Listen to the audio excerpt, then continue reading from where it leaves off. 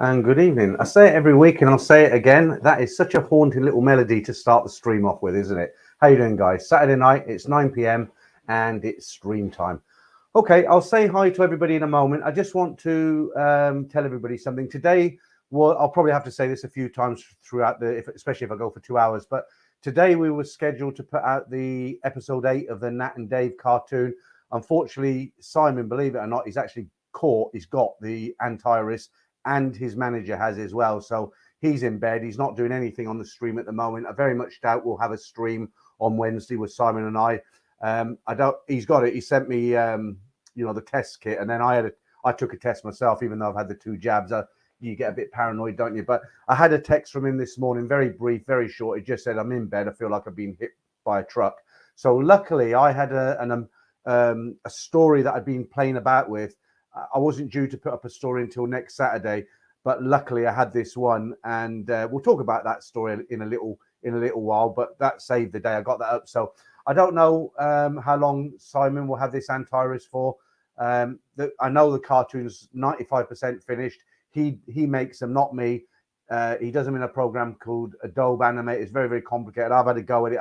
I can't do it. He does it. So we'll just have to see anyway. I mean, it's the best excuse in the world, isn't it? Having the antivirus. Okay. And if you've been living on the moon and you don't know what antivirus means, what problems are we having at the moment that rhyme with iris? Okay. Right. How many we got? 76 in already. We've just started. That's good going.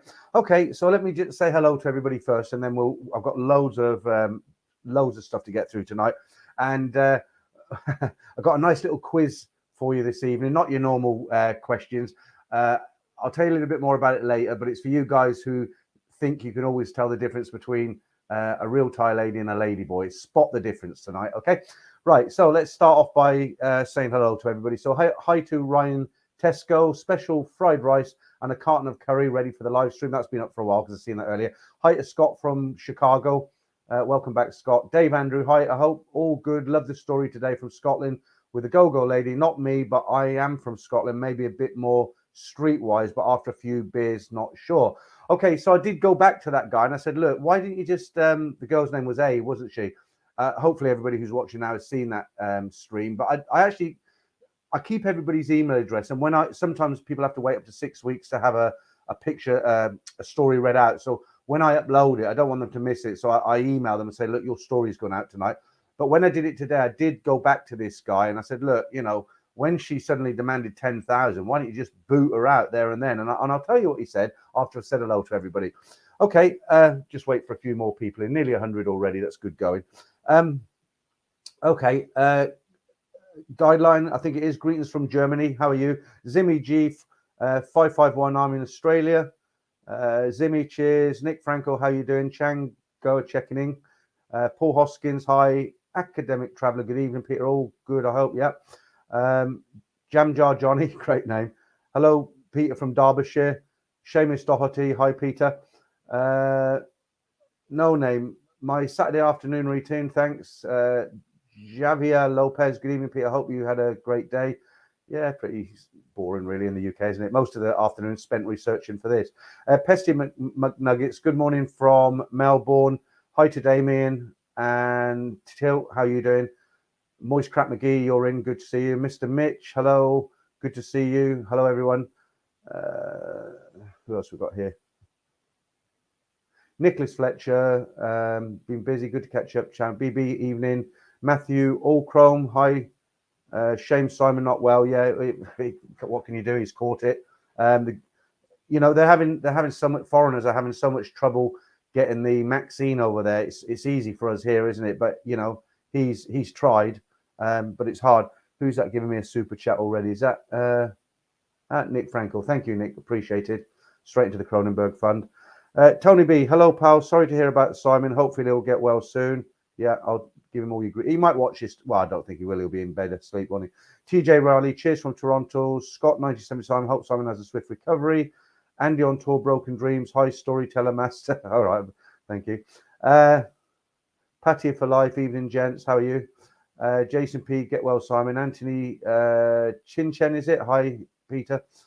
Franco De Rosa, how are you? Nice to see you again. Wandering Soul, hello. Ting Tong Bill, good evening from Wales. Getting through all these. I don't want somebody accusing me not saying hello to them. Who have I missed? Ting Tong Bill, good evening. You Thought, hello, folks. Mark Glover, great channel to start stories like Tom Waddington. Darren Howe, good evening from Suffolk. Mike, hi. Nearly there. Joe Dirt, guess the lockdowns aren't working too well, not surprisingly. Anthony Chin Chin, hi Peter, it's my first time watching your live chat. Yeah, let's hope I don't disappoint you, Auntie. It's normally a lot of fun. You Thought, get well soon, Simon. Fire Check, hi Peter. Lar Johnson, hi from Dublin. And Brian Roberts. Whew, got through everybody near enough. 116 in, welcome. Saturday night. The Cronenbergs are on ice, and I'll have one of them about 10 o'clock. All right, so yeah, if you've just joined us again, Simon's caught the Antares. The Nat and Dave video should have gone up today, but hopefully that will go up next week. So let me talk a little bit about this story today. If you remember, the guy was from Scotland. He was 28. He went with his friends. He'd never been to Thailand before. Went to Nana Plaza, met a girl called A in one of the big go-go bars, and you know, he made the mistake. She said, you know, is it your first time to Thailand? He said yes. His two friends he were with, I was a bit disappointed with them because they didn't brief him. They didn't tell him the score about bar fines and everything. And you know, this girl sort of, as soon as she knew he hadn't been there before and she got her hooks into him, she just like said, yeah, bar fine 5,000 baht and that's everything. And then the next morning she started kicking off. She wanted 10,000 baht. And I said to him in the email today, I said, look, you know, I know it was your first time and all the rest of it, but you know, yeah, you took her out the bar, you went to play pool with her, you ended up in the room, and you had a nice time. That's fair enough. You woke up the next day, you thought you're going to have some food. Yeah, people do that, no problem at all. But when she turned around and started getting a little bit violent, like throwing things around the room, and you know, she was saying, look, you have to pay me, or my brother's Thai mafia, and you know, you'll have a big problem. That I said to him at that point, why didn't you just dump her there and then and have nothing more to do with her and get on with the rest of your holiday? And his answer was basically, he said, look, I was a bit scared. He said, it was my first time in Thailand. And he says, I really thought I'd read about like Thai mafia and all this sort of thing. And I thought, yeah, she could cause a problem for me. He says, I got scared and I thought, you know, I don't really want to get beat up or something even worse. And okay, for us, you know, when you got your stripes, your Thailand stripes, you think, well, that's a bit silly, really. That's not going to happen. But he genuinely thought it. But then I went on and asked him, I said, okay, that's a fair point. But once you gave her the money she was asking for and she wanted to come to Pattaya, why didn't you just say to her no? Well, he did say no initially, didn't he? And I said, why didn't you just say no? And you knew she was kind of a bit of a bad egg and leave it at that. And he said, well, she was very charming. She come across as very nice. And I thought maybe I did, you know, have to pay the 10,000. And, you know, anybody would get angry if you owed them money and you didn't pay them. And then when she got her money, she got back to normal. And I thought, well, I might get to know her better. And anyway, you know, lesson learned. It's easy for us to sit over here and say, you know, God, that would have never happened to me. It hasn't happened to me, actually. But, you know, that's what he said. And that's his explanation. So I hope you enjoyed this story anyway. We've been trying to do different formats with the stories. Simon did one last week with a robo voice. I didn't like it much. But what it does with the robo voice, it doesn't really make too many mistakes. So you have to text it out, write it out in a Word document, put lots of full stops and punctuation marks, and then take a few lines of text at a time, put it into the software. You can choose different voices, but they have to be male voices for our stories, and there isn't that many good ones. So Simon had a practice with that story last week about the, I can't remember what it was about now. It was a similar sort of story, but he did that with a robo voice, and I told him straight, I said, I don't like it, Simon. It sounds like the story's got no heart in it. You know, it's just this robo thing. So I said, well, I'll have a go. I'll do a story and I'll do similar to what you've done with the pictures, but I'll do the talking. And that's the story I did today. But the problem is, guys, honestly, believe it or not, to match those photographs up, because you have to get the photographs, cut them to exactly the same size. So when they come in, they don't overlay. And took me 5 hours, believe it or not, and 3 hours to edit the video. So that 13-minute video took me 9 hours. I'm very pleased with how it came out. A lot of positive feedback. People seem to enjoy it, but I don't think I can do it like that again. I don't want to keep making stories where I'm just sitting my ugly mug looking at a camera, you know, because it's a bit boring, isn't it? So I'm going to try and think of something else. Maybe I'll put myself in the corner of the screen, very small, and have, you know, a video going of one of the beach scenes or something. We'll see. But we're always thinking, you know, we're always trying to keep it fresh. All right. Did I say hi to London Chinese cabbie? I can't remember. Bob Cassidy. Hello, ladies. Dave Morgan, thanks for adding to the A story. Yeah. John Metcalf, basic research is not hard, is it? Well, no, it's not. But some people are lazy, aren't they? They just go and they think everything will be all right. Jamie Smith, no more robo voice, please. Nick Franco, you humans, you handsome man car. Yeah, it should be cab actually, Nick. It's car for the ladies. Being a bit of a know-all there. Right, Black Bolt. Hi, afternoon, Black Bolt. There you are. There. Didn't have that on for long, did I? Ugly Mug, no Peter, you handsome. Yeah. Okay, so look, I've got loads to get through tonight. Let's just see what's happening. Let me just have a look at the. Okay, I've got a little competition for you later on. It's going to be a real quick one, just for fun. It's like spot the Ladyboy, because everybody, has been to Thailand a few times. They'll say, "Oh, I'd never get caught out. I'll, I know I can tell the Ladyboy." Marky Mark sent me a lot of images a few weeks ago. I'd forgotten actually, but it's strange. I haven't seen him in the stream yet. Maybe he's maybe he'll be back later. But he sent me a few images, and I'm going to show you a bunch of images, and there's a female presence there. They're not all Ladyboys. I'll run through them twice, really, really quick, and you just make a mental note, and you, at the end of it, I'll say, right, how many of them were really women, and we'll see how many people come up with the right answer. Okay. Okay, I've got my second super chat of the night from... It's really weird. Some nights I don't get any or very little, and some nights they seem to come in quite quick. That's quite kind of you there. It's Jam Jar Johnny. Thanks for that. Okay, right, let me just see what's going on today. Right, guys, the biggest question that always comes up every time you do a live stream is, when do you think we can go back? And you must be fed up of hearing it, the same old thing. But guys, it's not getting better. I don't like to say the words, as you know, but let me just put some numbers, because I can do this. Let me just put some numbers on screen there. That was taken today from the Bangkok Post. So anything I put on screen is like exchange rates and everything. I don't do them yesterday or the day before. They're fresh, current. But that's the latest figures. The Phuket Sandbox, 259 cases this week from Phuket Sandbox. So it's kind of going the wrong way, isn't it? When you look at those massive numbers. I read today there was in Dong Muang Airport, the old airport, which they do the cargo from now. They fly the cargo out of. It used to be originally the passenger. Well, they still have passengers, but most of the international flights now come in from the newer airport. And now the older airport, the Dong Muang Airport, they've just set up one of the hangars. They've put a field hospital in there, 1,800 beds in there. So, I don't think it's getting any better. The USA sent 1.5 million doses of the Pfizer vaccine over to Thailand, and the UK has sent just under 500,000 doses over to them. So they should, whether they've had them not yet, whether they've had them yet, I don't know. But if they haven't, they're soon to receive just under 2 million doses, which will help. It will go a long way. I think the population of Thailand now is about 80 million, so it's a very small dent in the water. So let's get rid of that. And let's put on some good news. So the currency rate. So believe it or not, the pound now is 46. It is rising, 46 baht to the pound. And all the currencies seem to be rising. The US dollars has actually stayed static. That hasn't gone up or gone down. I can tell you why. I think I mentioned this last week. I'll mention it again briefly so as not to bore you.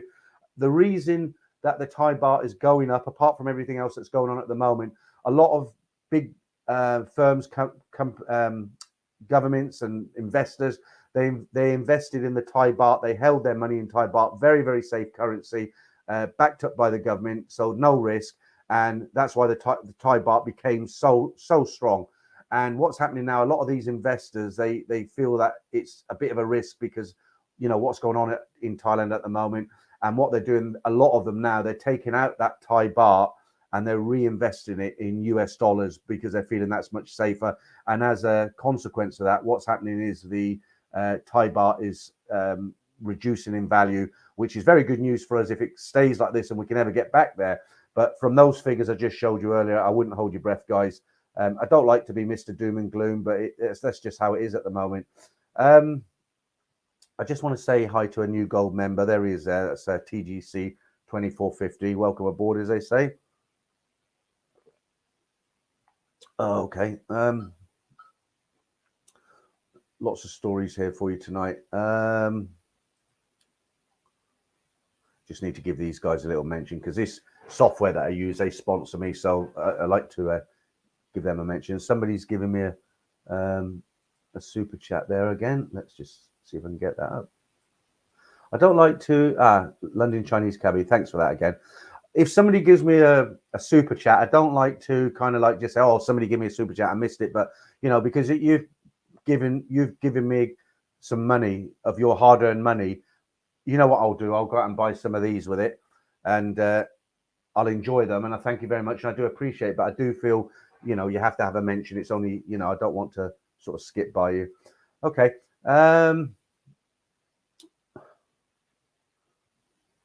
Yeah, Shane. Yeah, I'm with you on that one. He says he's feeling bad for Thailand. Let me just get rid of this thing up here. I've got so much loaded into this now. I can't, you know, all these things going across the screen. Sometimes I can't find it. Right. Okay. Get rid of that again. Mr. Mitch, how you doing? Make sure you have live chat clicked at the top left of comment section. Bob Cassidy. All right. Just in case any of you are wondering, but it won't really do anybody any good here. If you ever miss a live chat, especially the Wednesday ones, because me and Simon, we have ours on a Wednesday at 12 o'clock, so a lot of you guys are working. If you ever miss a live chat and you go back and watch it on the rerun, sometimes I'll get messages from guys and they'll say, look, the live chat isn't working. I can watch the video. But it is working. What it is, it's because the live streams are so long, you know, an hour to 2 hours, it can take YouTube up to 24 hours to process the whole thing with a live chat. So although you can watch a video, sometimes the live chat won't kick in for a day or so. So just give it time if you want to see the live chat. Okay, let me put this up. All right. I was speaking to a Thai girl this afternoon, and she said those US vaccines have been earmarked for Thai doctors and nurses, not general population. Not sure how true that is, but you know what, that isn't such a bad thing because they can't give it to everybody, can they? Like I said, the population is about 80 million, 10 million people in Bangkok. And if they've sent over a couple of million, who do you want to have it? I mean, you can't just give it to all the rich of Thailand, can you? You can't just give it to the first 2 million that turn up at the door. You know, you've got to think, where would it best be used? And the doctors and the nurses are the people who are treating everybody. So if they're going to get it first, then yeah, I mean, that's a good idea. I think it's fair. Right. Yeah, Patty for life, 46 baht to the pound, really good. Damien Simmons, I talk to him on the phone sometimes. He said that he thinks it will be 50 baht to the pound by Christmas. If it carries on like this, he might be right. It will never get back to the golden oldies days, will it, when it was 80 baht to the pound, 1995, I think that was. But 50 baht would be good. You know, you change £100, you get 5,000 baht. Like I say, when I was last there, £100, 3,600 baht. Ouch, that hurt. Taxi to Lao, 46. That's better. Best I've ever got was 50 and lowest for 36. So you must have been there about the same time as me. Okay, Steve, I love gold. Yeah. Taxi to Lao, when it was 36, I almost didn't want to hand my £20 notes over. Another top tip there. You probably know this already. If you go to Thailand and you're changing money, you want to try and take the biggest denomination of note. In the UK, it's a £50 note. In the US, I believe it's a $100 note. I don't know what it is in Australia or Euro. But how it works in Thailand, it works everywhere the same. The higher the note, the better the exchange rate you get. And all of your notes, make sure there's no writing on them. There's no little tears on them. There's no nicks or anything, because they want the notes perfect. I've gone with, you know, a couple of grand and ended up coming back with 500 that I wanted to spend, but they wouldn't accept it. You know, I tried to order them from my bank. I said, look, I'm going to Thailand. I want £3,000 or £2,000 in £50 notes. Can you make sure they're all new or check? And they said to me, well, we can't do that. We can get the notes in, and when you get them, you can check them here in the bank, and any you don't want, we'll exchange them for you. But if they had the other notes, who knows? Something else I'm going to do tonight. I hope this doesn't bore everyone. Nicholas Fletcher, good man. Thank you for that. There's another 4 Kronenbergs in the bag. Something else I'm going to do. I've got 12. Sometimes I'm going to have a bit of a question and answer session tonight, but I'm going to do these really quick because something I didn't realize a few weeks ago. I did a quiz. Me and Simon do a quiz. It's not too bad. And I did my own quiz where I had a load of pictures and I was like, well, where is this bar? Where is this massage parlor? And it didn't dawn on me till people told me. They said, well, I've never been to Thailand before. So I thought that's going to be really boring. They've come onto the stream. and I'm asking them, where's this, where's that, and they've never been to Thailand before. So I thought, what can I do as a competition where people who have been to Thailand before, it'll be fun, and if you've never been to Thailand, it'll be fun. And this one with the Ladyboys should be good because it's 22 pictures of Ladyboys, all women, and you know you've got to guess, is it a real woman or not? But we'll do that a little bit later on. But the other thing I'm going to do is, as well as little bits of the news, is sometimes I'll get emails through. I've got a website. Simon and I's got a website, thailandbound.com, and sometimes we get messages, and guys will write something simple. They'll say something like, what's the best hotel to stay in Soi 4, or where's there a good place to eat in Hua Hin, that sort of thing. And I answer them, but I keep the emails. And what I've done tonight, I've printed out 12 of them. And look at this, guys. I've not got one clipboard. I've got 2 tonight. Look at that. So, yeah, I've got 12 questions here. I'm just going to read out some questions that some guys told me. And do you know what? A couple of them I don't know the answer. So what I'm going to do, I'm still going to read the question out, but I'm going to say, guys, what's the answer? Because I don't know. And a couple of them I don't know because I just haven't done that journey for years, but you'll know. Did I say hi to you, Nicholas? I did, didn't I, for that? Yeah, I did. Yeah, thank you. I'll tell you what, gold is a commodity now. That's really gone up money. When I lived in Thailand years ago, and I'm talking the first time about 28 years ago, I was a bit of a Mr. Bling. You know, I had a nice 3 baht gold chain there. I had a Rolex, which I bought in MBK secondhand. I had one of those 5 baht chains. I was Mr. Jing Jing Jing. But I was young and I was out to impress, like everybody when they're young. And of course, when I come back, my sensible head came on, and all this. Most of it I sold anyway. But the one I had here, I just chucked it in a drawer and never thought anything of it.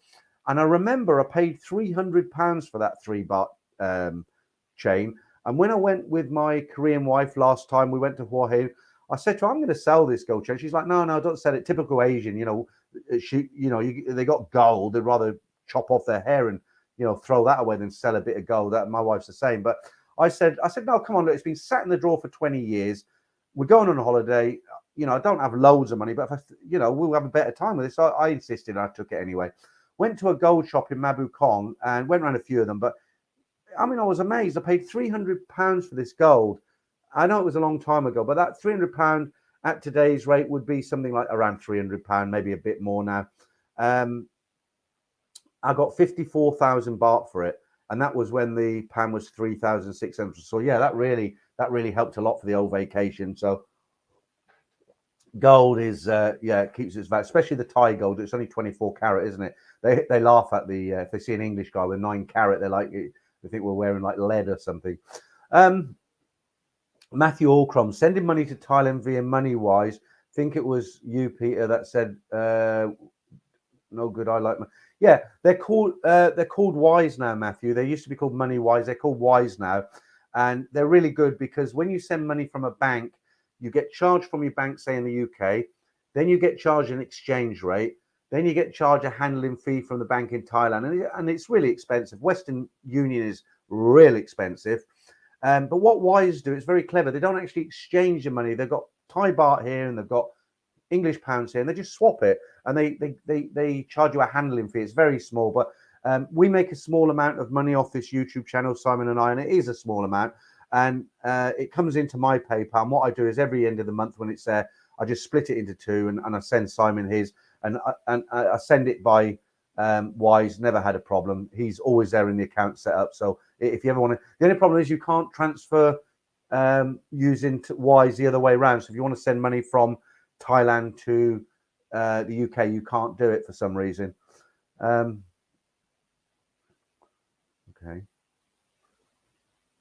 Paul Hoskin, but if in the UK you can, let's see what that says now. Right, Paul, if in the UK you try to pay with a £50 note, they give you a funny look and hold them. Yeah, I know, it's normal, isn't it? Because that used to be the biggest note. That's what forgers would try and palm off as forgeries. If you've got a small shop, you would do, wouldn't you?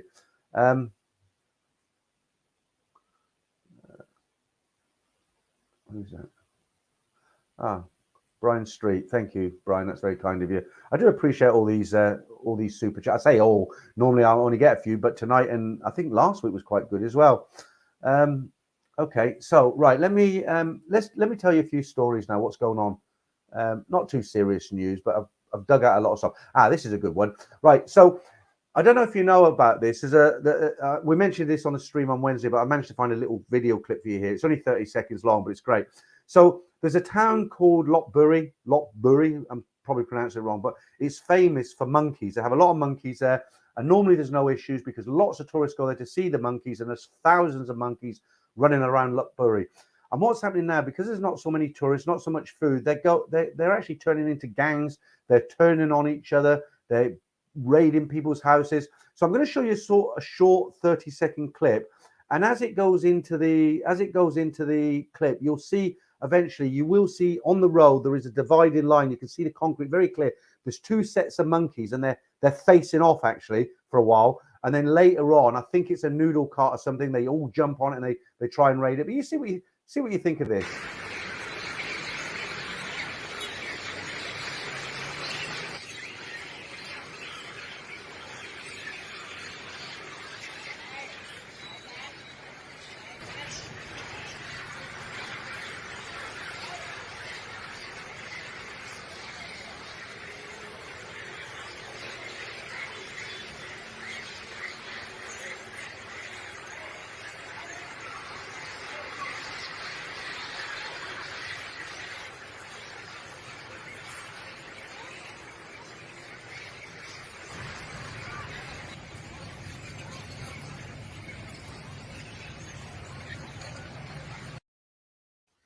That's unreal, isn't it? Do you see them all jumping on the food cart at the end? But you know they're starving. I mean, the Thais try to give them some food, but you know food's hard to come by these days, isn't it? But that's Lopburi. So yeah, right. Right, a few private conversations going on here as always.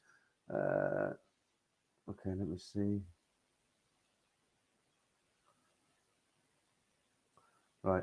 Okay, Damien, what you're saying there, I'll put it up because I'm going to go into my 12 questions here that people send me. Super Rich is a place to exchange your money, places in Bangkok. I'd say yes and no on that, and I'll tell you why. So let me bring in the first clipboard, and we'll go straight into this. We'll do this early. I wasn't going to do this till later on, but we're about halfway in now, I think. What time is it? Half an hour been in. Right, so a lot of you guys will know these. Some of you won't. They're just questions that get sent in from guys who want to know certain things. And as I say, some of them I'm going to ask you because I'm not sure. So the comment that I just put up from Damien Simmons there about Super Rich. So the question the guy sent me says, which location will give you the best exchange rates in Bangkok? Well, I can't say for the whole of Bangkok because I tend to hang around Sukhumvit and Nana and those sort of places. So I can tell you around there. But Super Rich in the basement of the airport, yeah, they're supposedly, I've never changed money there. They're supposedly give you the best rate. But the thing is, you've got to go downstairs. You don't know how much you're going to change, do you? And if you're only going to change, £50 or $40, whatever it is, just to get a taxi and whatever, a SIM card at the airport, then is it hard? I'd rather just jump. For me, I'll just land, jump in the taxi, go back to the hotel, and that's it. I've never sort of been there, but apparently, if you count in every single baht, that's the place. Also, as far as exchange booths go, the cheapest one I know, and this includes Mabu Kong, Nana, and all that, the best rate I've ever got was, they call it Soy Arab. It's kind of adjacent to Soy 3. So you come out of Soy 4, there's a police box there, cross over the road, through the alley there, and there's an exchange booth in there, yellow, I can't remember the bank, but they give probably the best exchange route around there. I normally change mine at the entrance to Nana Plaza because that's not bad. You might, if you cross the road and go over to Soy Arab, you might get a few.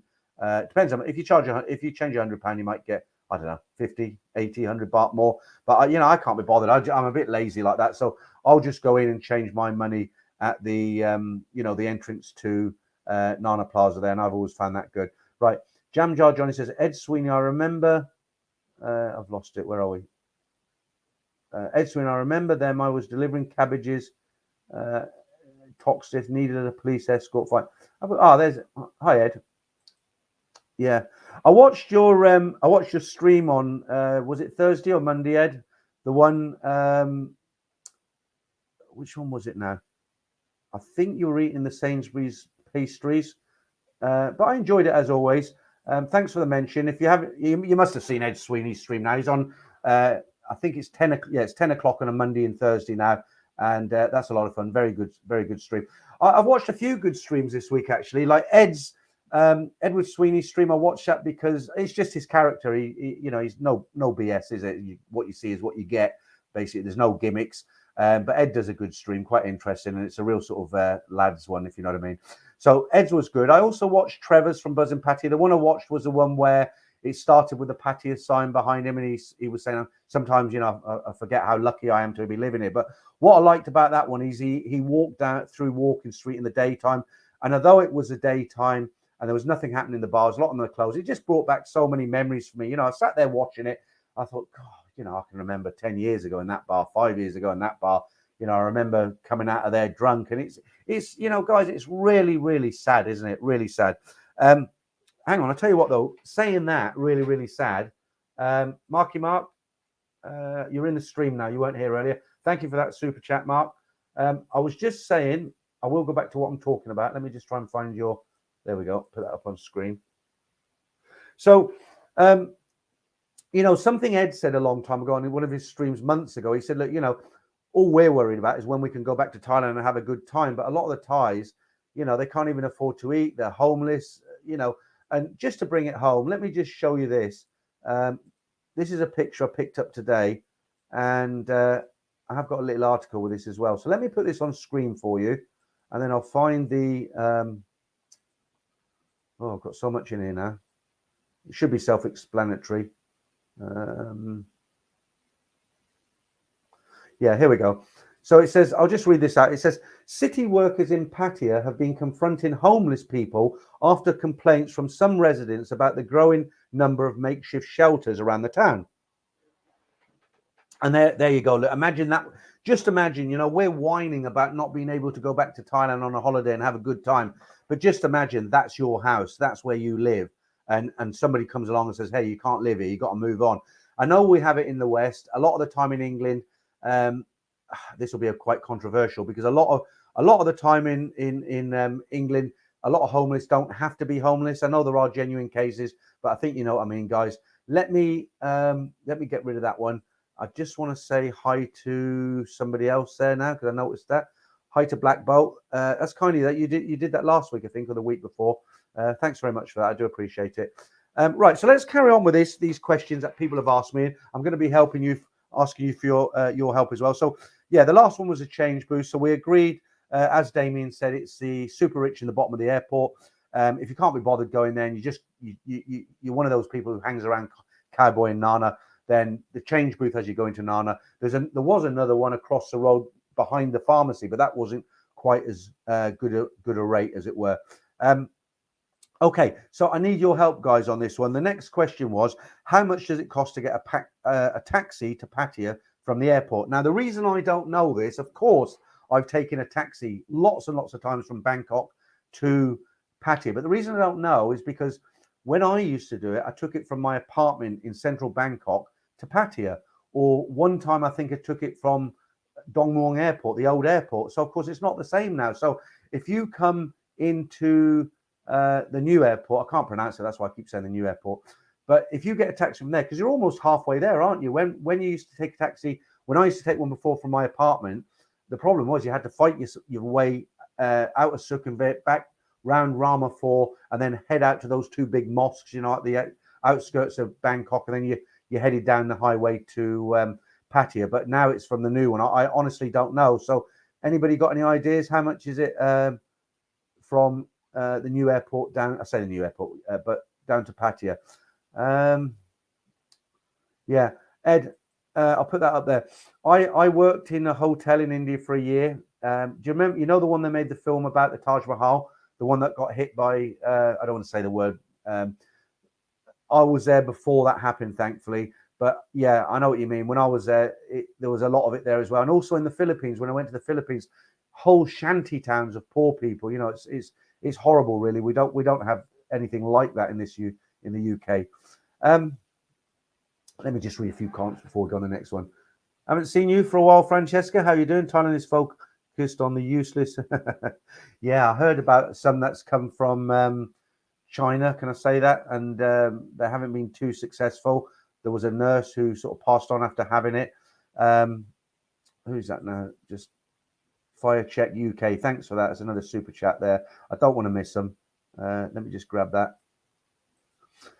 I've lost Francesca now.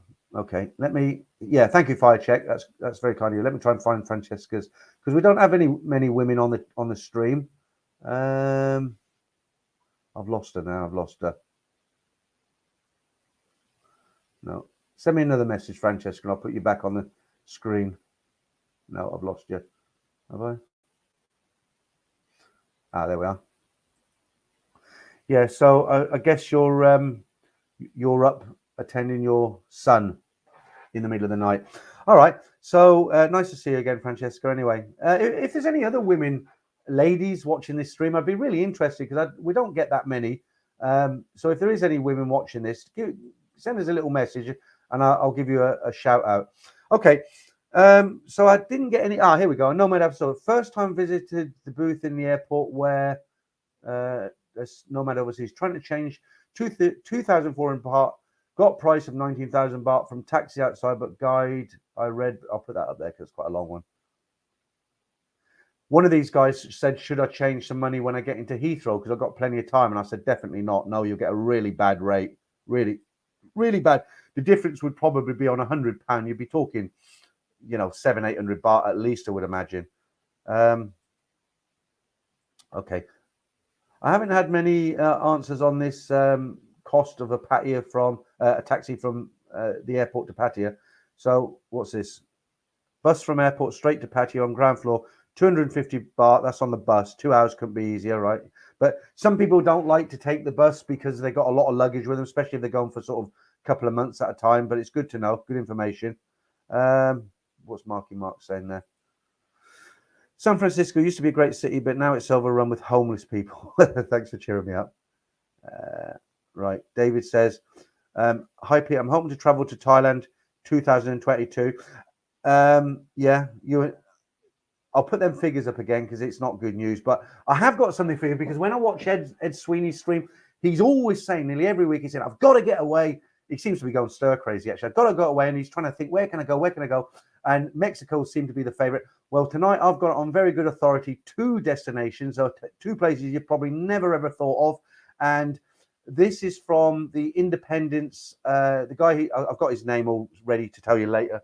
I've got it here. Hang on. I'll tell you what, why don't I just tell you now? And no, I'll keep you in suspenders. But the guy is Simon Codler's. He's a travel expert from the Independent. And his hot 2 tips on where you can go on holiday, and one of them isn't Mexico, so these will surprise you. So I'll keep that going for a while. We've got 200 in the stream now. Wait for a few more, and then I'll tell you where them 2 destinations are. Let's finish off with these questions that this guy sent in. It's not 10 o'clock yet, is it? I want to have a beer. No, not yet. Right, we've done that one. Right, how much does it cost to get down to Hua Hin from Bangkok? Well, that's very easy, because I've done that a lot. So if you're going to taxi, the best price you'll get negotiating is usually about 1,800 baht, because it is a lot longer than Pattaya. It's about 3.5 hours out of rush hour. They'll quote you 2.5, 2.8, 3. I get them right down there. 1.8, and I'll give the guy 2,000 baht. But if you don't want to pay out that sort of money, you can get one of those. Those very comfortable Toyota minibuses. They've clamped down on them now, because they used to have a lot of crashes and people got wiped out. And they've come down hard on them now, so they're quite safe now.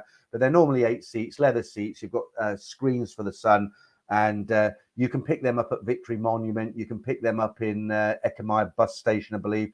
They drop you off in Soi 50 in Hua Hin. They'll cost you 180 baht, but it is shared with other people. But they're very comfortable, and it's very convenient.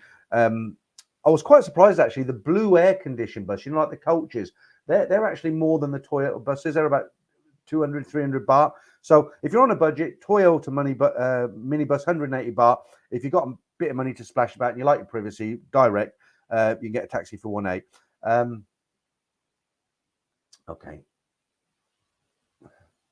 Just keep checking in with you, because I don't want you sort of writing stuff and me ignoring it. Hard tulip, 1,300 I paid from Pattaya to the airport in March. Okay. Norman, yeah, I know what you mean. Norman says, once I rode a taxi at 3 a.m. going 140 kilometers or 84 miles an hour. Scary.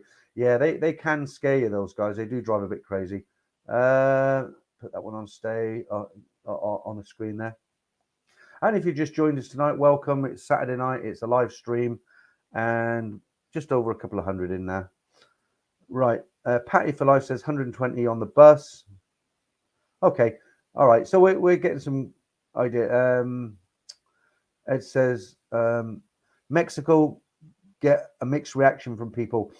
I know you said like some people are paranoid, Ed. You said that they think it's dangerous and you went there and it wasn't. But I'm one of those people as well. Like when I went to Cambodia, I wasn't scared, but I just didn't feel the level of safety that I do in Thailand. And Mexico is one of those sort of places. I've never been there, and maybe it's really good and I'm just looking into it too much, but it's not. I'd like to go there, but I don't think it's somewhere. I don't know. I don't want to be a big girl's blouse, as it were, but it just, if you've done it, then fair play to you. Dave Andrews says the Falkland Islands a bit bleak at the moment. I know I've got a couple of surprises for you later. I'll let you know these. I won't wait too long. Okay, Mexico. Dickie H says Mexico cops will probably kidnap you. No real government. I love this name. Look, this Bar Girls Lives Matter. Right, Dickie H says Hawaii is safe. Roger Ward says Scotland is great. Okay, lots of hello Borat, how are you? Great picture there. Okay, so let's read a couple more of these out. Right. Okay, so this is like how long is a piece of string. It says, what is the best price hotel I can find around Sukhumvit near Soi 4? Like I say, it's like a bit of string, isn't it? I think what's the cheapest, the last time you were there, say in 2018, what's the cheapest hotel you had? It depends what you want, doesn't it? If you want, I mean, I've had rooms, not so much recently. I've had rooms that on each side of the bed, you've got about that much space. You can just about stand. The TV's about that size and the shower works sometimes, and it was cheap, but you get what you pay for. I think, Ed recommended a hotel once on Soi 4. I think it was a Dynasty. I stayed there once, but no, it wasn't nothing to do with Edward's fault. But I had a bit of a problem there because they screwed up on the room, and I had my wife with me, and in the end, I just walked out and I went back to my normal hotel. But that wasn't anything to do. That was a crap hotel or anything like that. It was just this particular incident that happened. The one I stay at is right down the end. It's called it used to be called the Nana Thai Suites. I pay for the renovated rooms. I pay about 1,400 baht for that. But they've got a nice Ibis or Ibis, however you want to pronounce it, now in Soi 4. They've got a Novotel. I don't know what the charge is in there, but they're very clean, safe. You've got on Soi 11, you've got the, what do they call it? It's about 2,800 baht, the round ambassador, is it? And then you've got the Flipper Lodge where Damien stays on Soi 8. That's about 2,200. So, it's a bit of a hard one to answer, it depends what you want to do, doesn't it? I mean, I'm at the age now where I don't really want to rough it, but I'm not rich. I can't stay. I did inquire once when I was with my wife. I wanted to spend a couple of nights in the Landmark just around the corner, and they were doing rooms for 4,000 baht, and I didn't want to pay that. But then thinking about it, 4,000 baht now, I mean, it was like, well, it's less now, but it's about £100. Well, you wouldn't get a 5-star hotel for £100 in London, would you? Nowhere near it. Okay, let's go through these. Right, where can I eat if I stay near Nana? So the guy's staying in Soi 4, just around the corner. He wants to know where he can go and eat. Well, there's loads of places, isn't there? So one of the places people don't think about, but it's actually quite good food if you just want to, you don't want to go all over the place looking. But the Nana Hotel coffee shop, that's not bad. It's not high end, but it's not bad. I've eaten there lots of times, especially if you come out of Nana late at night and you fancy a meal. It's a good place to go. You've got Soy Arab. They've got all the Arabic food, but it's more like a curry, isn't it? You're on Soi 3. They've got a very good Indian restaurant as you walk down Soi 3 on the left. You've got the Huntsman in the bottom of the Landmark. That's an English pub. You get a pint of Guinness in there, a good steak, depending on what you got. Terminal 21. That's between Soi 19 and Soi 21. They've got a huge food court. That's near Asok. And Sukhumvit, you walk down Sukhumvit, you've got seafood restaurants, you've got Indian restaurants, and you've got fast food like McDonald's. So as far as food in Thailand, you'll never have a problem. If you're on a budget, you can eat for 80 baht, 60 baht. If you want to go high end, you can pay 600-700 baht. Simon told me about something last time I was in Bangkok, and there's an app now. I can't remember the name of it, but you can go onto this app, and you know all these beautiful 5-star hotels. They all do nice buffets. Sometimes they'll do a seafood buffet that's got whole crabs, lobsters. Is it the Holiday Inn? They've got a real good high class Indian buffet. They do. What this app does, if you book into these buffets at funny times, you get really good discounts. So what I mean by that is, let's just say I don't know if it is, but let's just say in Thailand, the most popular time to eat is 8 p.m. That's when everybody wants to go out and have a meal, right? So if you book your buffet at, say, 6 p.m. and that buffet is, say, 800 baht each for the Indian buffet, you'll get it for 800 baht for the pair of you, because you're going at 6 o'clock. Or if you go at, say, 10 o'clock. And a lot of these hotels are on it now, and it's worth looking into it, because if you like, if you want to go and have a real nice 5-star hotel seafood buffet with a whole lobster, but you don't want to pay 2,000 baht, you go and eat it at sort of 5 o'clock in the evening, you probably get it for 700 baht. I'll try and get the app off Simon when he's back out of it, as it were.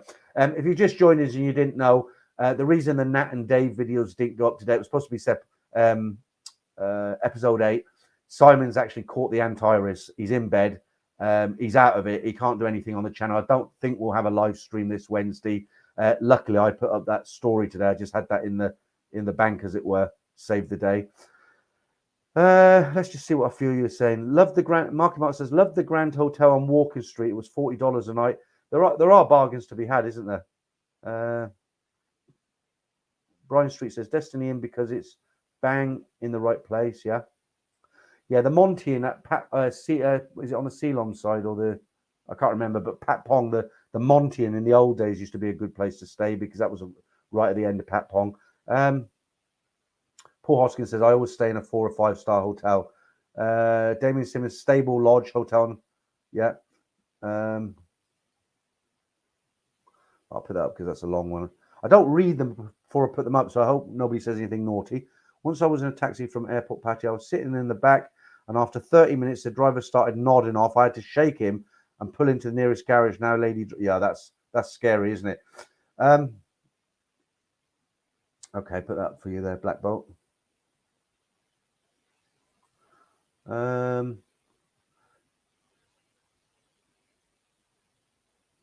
Yeah, Paul. I'll put that up. Paul says, Edward Sweeney will be dull if you go in September in the rainy season. Okay, so let's do a few more of these questions. So we're up to number 5. The next one again. Okay, I don't know. Well, I do and I don't, because I'm married. I've got a Korean wife. I have been out many times with friends who go for the ladies. But the next question was, somebody asked me, how much is a bar fine in Nana Plaza or Soy Cowboy? I think my friends, what did they used to? I can't remember. Just if drop us a message and I'll just repeat it in case somebody hasn't been.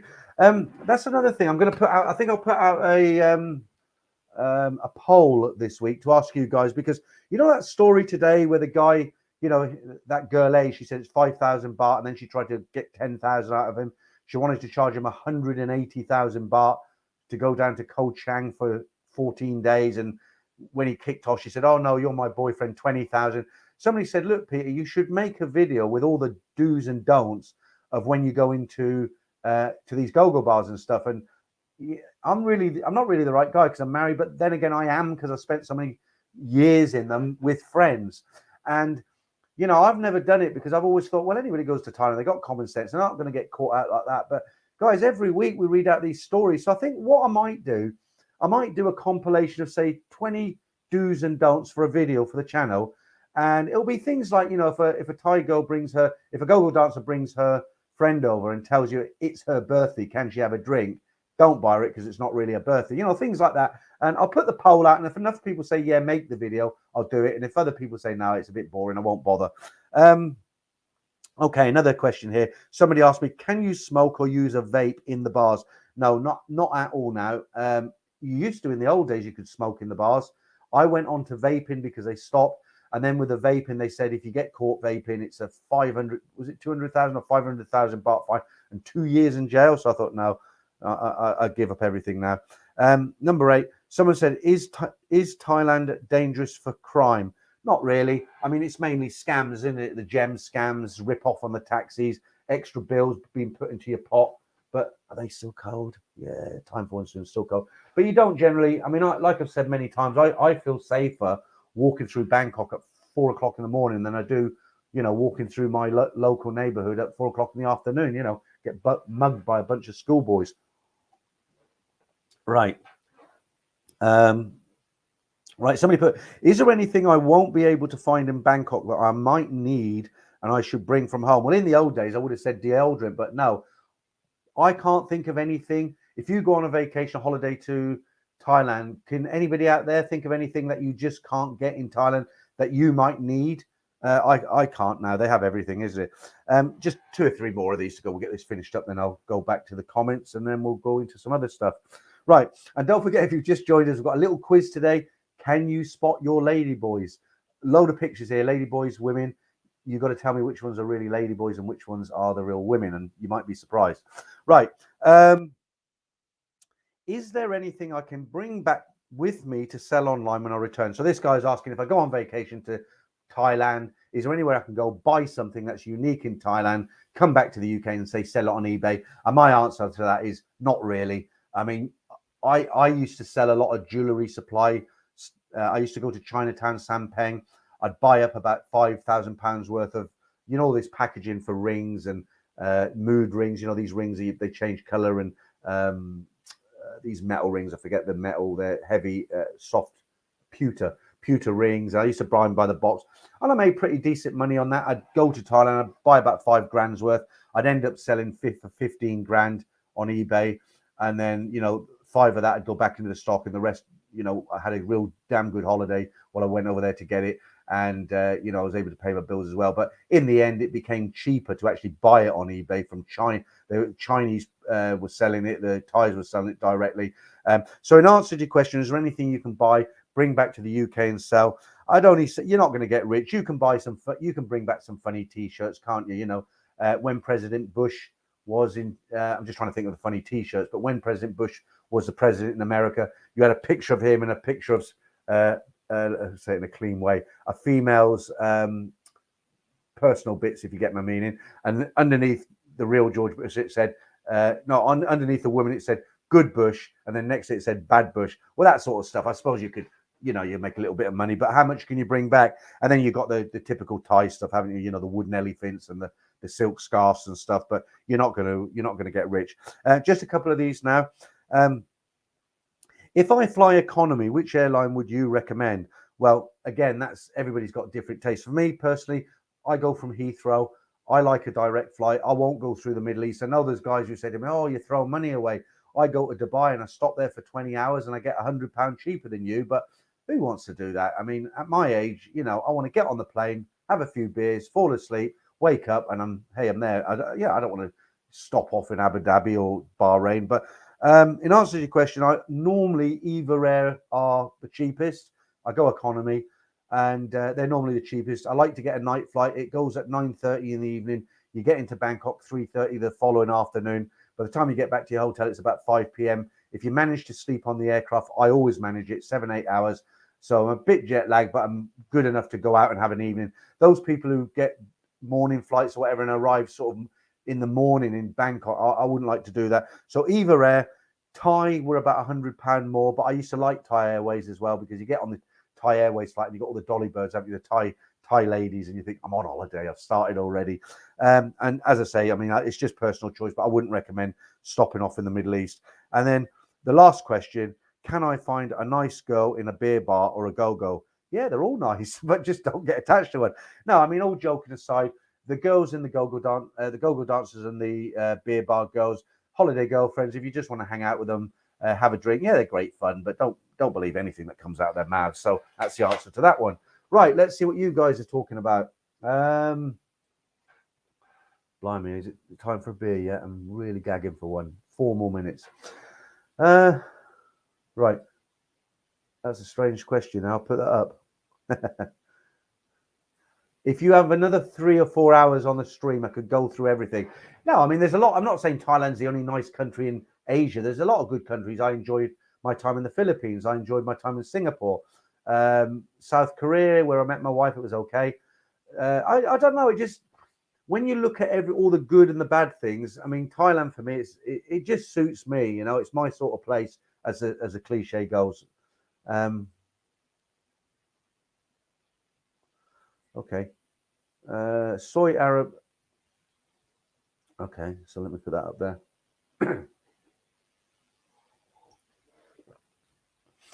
Right, I did say to you earlier. I said, look, I'll tell you. You know, Ed on his stream, he's always saying he's looking for somewhere. No, he's looking for somewhere new to go to. Right. So let me just read this out to you, and this will surprise you because I'm not like desperate to go because I've got family here. So if I was a single guy, I'd just gone through a gloomy couple of lockdowns and just a boring time. Yeah, I'd be gagging to get on the plane as well. But I live in a nice house. I've got a few hobbies. I do a bit of work. I've got family. So I'm not desperate to get going, but I do a little bit of research and I do listen. So the two places that are on the agenda, and this will surprise you, and they might not be your cup of tea. I'm just telling you where they are. But this is from Simon Calder, I think it is. He's a travel expert with The Independent. And his two hot choices, believe it or not, is firstly Poland. Yeah, Poland, because not right now, but it's just about to come onto the green list. It should have come on weeks ago, apparently. But apparently it's the Balkan Riviera of the Balkans. They've got miles and miles of nice beaches. The weather's good right now. It's going to open up. And that's his hot recommendation. So I don't know if that's somewhere that would appeal to you, Ed. I shouldn't think so, because I know you like a bit more exotic. The other place that he's recommended, and don't laugh, but because it's very easy, and that's Ireland. He said if you want to go to Ireland, both of these places, as long as you've had the two vaccines, then especially Ireland, you just need to fill in a simple form, and you can go. So if you're one of those people, you just want to get away, have a break, maybe you've got a family, you just want to go away. Ireland's got some beautiful coastlines, some great history, some great old towns, and maybe you could think about Poland. I don't know, is it cheap there? But that's his recommendations. And Simon Calder, he actually started his career in the travel industry. He used to help wash the Freddie Laker, remember him? Freddie Laker aircraft. He used to wash the aircraft, 78, I think it was. That's how he got into it. But that's his recommendations anyway. And I actually picked that up on LBC. I don't know if you listen to LBC. It's a talk radio show. Very good. Okay, so what are you saying there, Francesca? Hansa Hotel Bangkok, free minibar. Me and my partner loved it. When you say free minibar, that you can drink what you want out of it and they don't bill you. It's probably an expensive hotel then, isn't it? I'm guessing. All you talk about, Edward, is food. Pork pies with nachos. Sounds lovely. Right. Okay. Paul Hoskin says, I hope Simon and Nat are okay. Yeah, I mean, I keep having to repeat this. Sorry if I am repeating. You've heard it lots of times, but a lot of people they kind of demand those cartoons now. They're like, one guy, when I put the story out, he said his comment today. He says, never mind this. I have to spell it out. Shite. He said, never mind this. He says, where's the Nat and Dave cartoons? Because people ask us, and because they're so labor intensive, they're a cartoon, so you have to find the character, and if you want Nat's eyes to blink, you got to make them manually give it a command. Then you want it to look that way, you have to give every movement and there's a script there. I've said this so many times. So they take Simon about 2 weeks. Let me just say thank you to somebody before I carry on, because I don't want to miss it. Damien, you old dog, thank you very much. I didn't expect that from you. That's kind of you. Yeah, is it 10 o'clock now? Yeah, 30 seconds. I will, Damien. Let me just finish this off. So, yeah, people are like, where are the Nat and Dave cartoons? It's on episode 8 now. It's about 95% finished. And Simon said, yeah, have it up for Friday for the members, Saturday for everyone else. And he's caught the Aunt Iris. He's in bed. And so I'm hoping by next Saturday. But I don't know how long it will take till he's okay. Because when I had it originally, before it was even out, I had the Aunt Iris. I don't wish it on anybody. I had it for about nearly a month. I was just crashed out on the sofa. One night I woke up, I couldn't breathe. I mean, I literally couldn't breathe. I threw off the duvet. It was in the winter, thankfully. I opened the windows. I had to hang my head out, and there was a big lot of wind going. And I got really worried because I literally couldn't breathe. So, I don't know how long he'll be out of it. But there's no hurry, is there? It's a cartoon. When when he's ready, he's ready. Okay, Moist Crap McGee, I'm thinking of moving to the Philippines soon. Thailand is difficult for living. Travel is okay. Yeah, there's that guy. I forget the name of his channel now. He used to live in Thailand for quite a long time. He lives in the Philippines, but he's always slating off Thailand now. He like, I wouldn't go there. They treat foreigners rough, and he's definitely got a chip on his shoulder about Thailand. Let me get a few of these up to read, and it is that time, gentlemen. It's still cold. Let's get this open. Oh, I always look forward. When you drink these beers on a stream, you're talking constantly, and the second one never tastes. The second mouthful doesn't taste anywhere as good as the first mouthful. But you know me, guys. I don't start off with a beer because I get lightheaded very, very quickly, and I want to talk a bit of sense. Let me just put the, I'm going to put on top of that the invisible 7-Up. There we go, and then we'll get into a few more of these stories. Oh, we've got the Ladyboy game to go as well. Blimey, I hope I get all this in tonight. Let me have I put the exchange rate up, haven't I? Let's see what else I can put up while I'm doing that. I'll put these up again. They're a bit depressing, but just if you're one of those guys who thinks we're on our way, it's not looking good.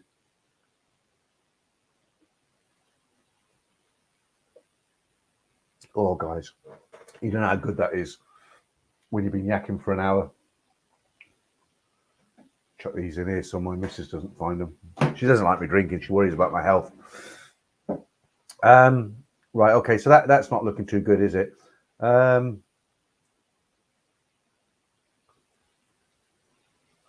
we've got 225 in now, so not a bad amount of people. So shall we do this Ladyboy game now? Right, I think we will. We'll do it for a laugh. And okay, let me just tell you another little story. Now, this is I'll put a photograph up for you now. And as soon as you see the photograph, you'll read it. I mentioned this on the Wednesday stream, but this is amazing. And I'll put this the photograph up. It'll take me a minute to find the story. Just have a look at this guy, and I'll find the story. Hang on.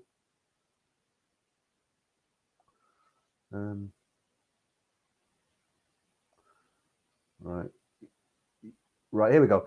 So this guy's called David McMillan. Now, he was some kind of a drugs guy, courier, something like that.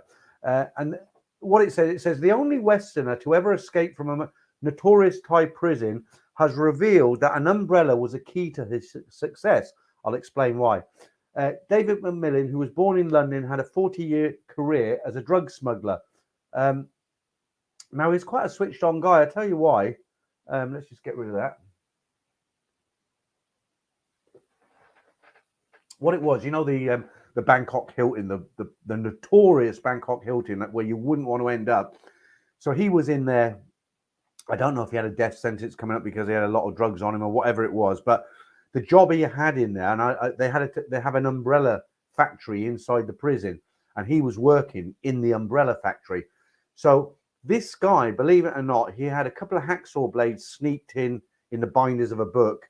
And he was saying he's got. I'm not getting any money for it. He's got a book. I forget what the book's called, and I'm not getting any. I'm just talking about it because it's interesting. I'm not gaining anything from talking about this. But I've read it, an extract from the book, and what he was saying was, so he had these hacksaw blades smuggled into the prison. Just that alone would have terrified me. I'd have been shaking like a leaf. So he had these. He had to saw through bars, obviously. And what he was saying, it's so noisy in the daytime that people just wouldn't hear the sawing. But the problem is, there's people everywhere, and there's no privacy. So what he was saying, he had to cut through the bars at night. And the problem with that night, there's nobody about, everybody's sleeping. The guards are kind of, they're probably sleeping as well half the time. But you have to go real slow. And he said it took him a long time. Now, once he got out of wherever he was, he had to scale 8 walls. One's bad enough, isn't it? 2's bad enough, but I don't know why 8, but there were 8 walls he had to scale. And he constructed this kind of bamboo thing that folded up, and it had some kind of line. So he put it up, he climbed up, then he pulled it up, went over the next one. I mean, I'd have been absolutely myself. Anyway, so he got out, but where his master stroke was, he thought to himself, when I'm out and they discover I'm gone, they're going to be looking for an escaped foreign prisoner. And he thought, nobody's going to be looking for somebody who's walking down the street holding an umbrella. Plus, it hides his face, doesn't it? So that was his master stroke. You know, he used this umbrella, and he was successfully got out of the prison. He made it to a land border somewhere. I can't remember where it was. He eventually got back to Switzerland. Then he eventually got back to the UK. The Thai government were trying to extradite him from the UK for quite a while. So he was obviously nervous about that. In the end, the Thais just dropped it and said, look, okay, stay where you are. We're not interested. You're just never coming back to Thailand. So he's now written a book about his experiences. So I thought that was quite interesting. I thought I'd share it with you. You know, Neil says an umbrella and a bowler hat. Yeah, I don't know about the bowler hat. Yeah, quite a few comments on this. So Pattaya paid off the guards. Okay. Oh, it takes a while to actually read some of these, guys. If I miss some of your chats and you're thinking, why does he ignore me? I don't ignore you, because what happens is chats are coming. You watch a stream replay, you can see how fast the chats come sometimes. And when you're talking about a story and putting pictures, you miss them sometimes. It's not intentional. So if there's something you really want to say, just say it again. And hopefully I'll pick it up. Oh, I didn't know that. That's interesting. I didn't even know he had a YouTube channel. So I might go and have a look at that, because I like that sort of stuff. Another very good film that was based in a Thai prison is a recent film. I've watched it when I was in Thailand, actually. It's called A Prayer Before Waking, or A Prayer Before Dying, something like that. But it's about a young guy who went to Thailand to enter in these kickboxing competitions. He got mixed up with drugs and he ended up in prison as well. And it was about his experience. Scottish guy, funny enough. Who's Mary Poppins there?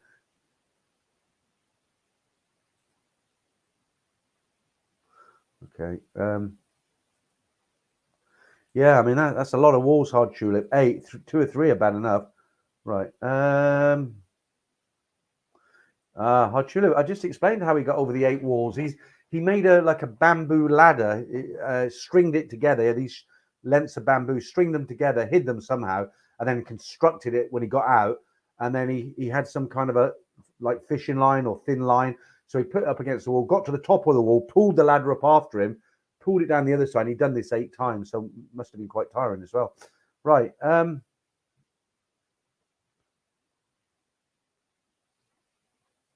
was it. Yeah. Hey, thank you. Hey, HHD, A Prayer Before Dawn. It's quite a good movie.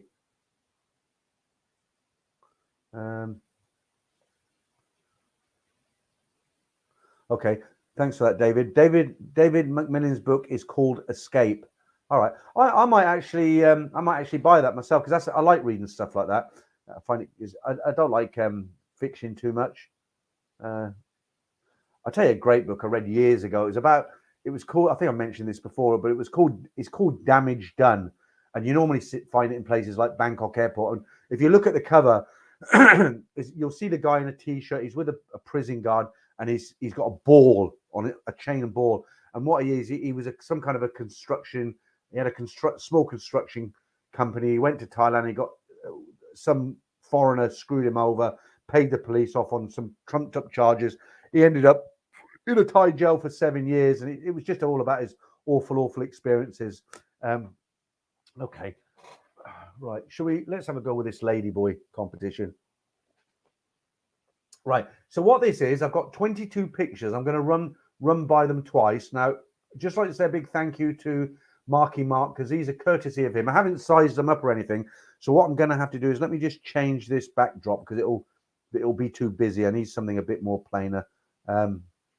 And that'll probably be perfect. So, okay. So I've got to give you a few clues here. So I'm going to show you 22 images. And this is for the guys who say, cool, I'd never get caught out. Ladyboys, I could spot them a mile off.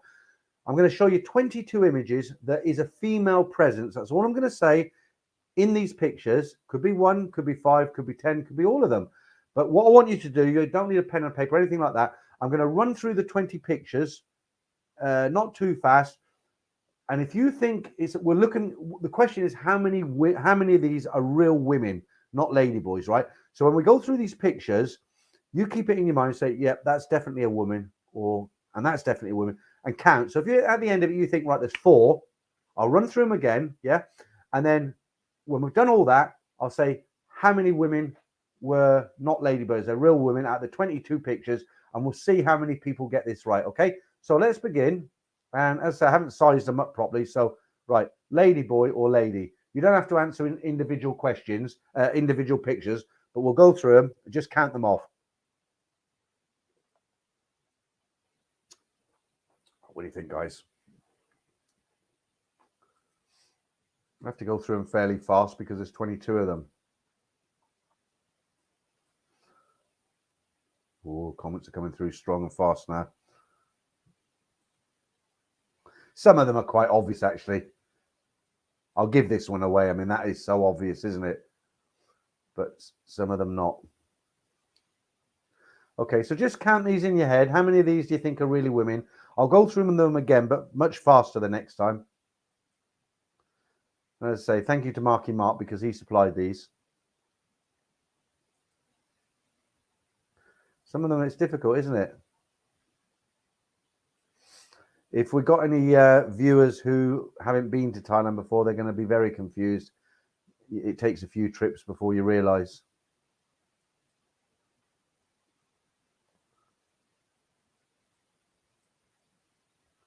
How many have we got left now? 6 left. And as I say, it's not a trick question. There is a female presence there. Okay, and that's the last one. Right, so 22. Don't tell me yet. I'm going to go through them much quicker this time because you've got it in your head. Oh, that was one. That wasn't one. That was a ladyboy. That was real. So let's go through them real fast now. And your last chance to before I ask the question. All right, so here we go. 1, 2.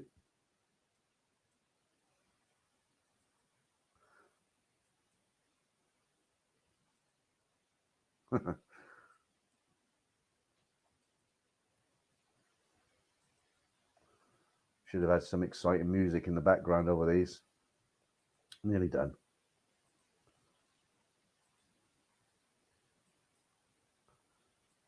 And of course, I'll tell you the right answer when, you know, after maybe 10 minutes when you're all had your guess.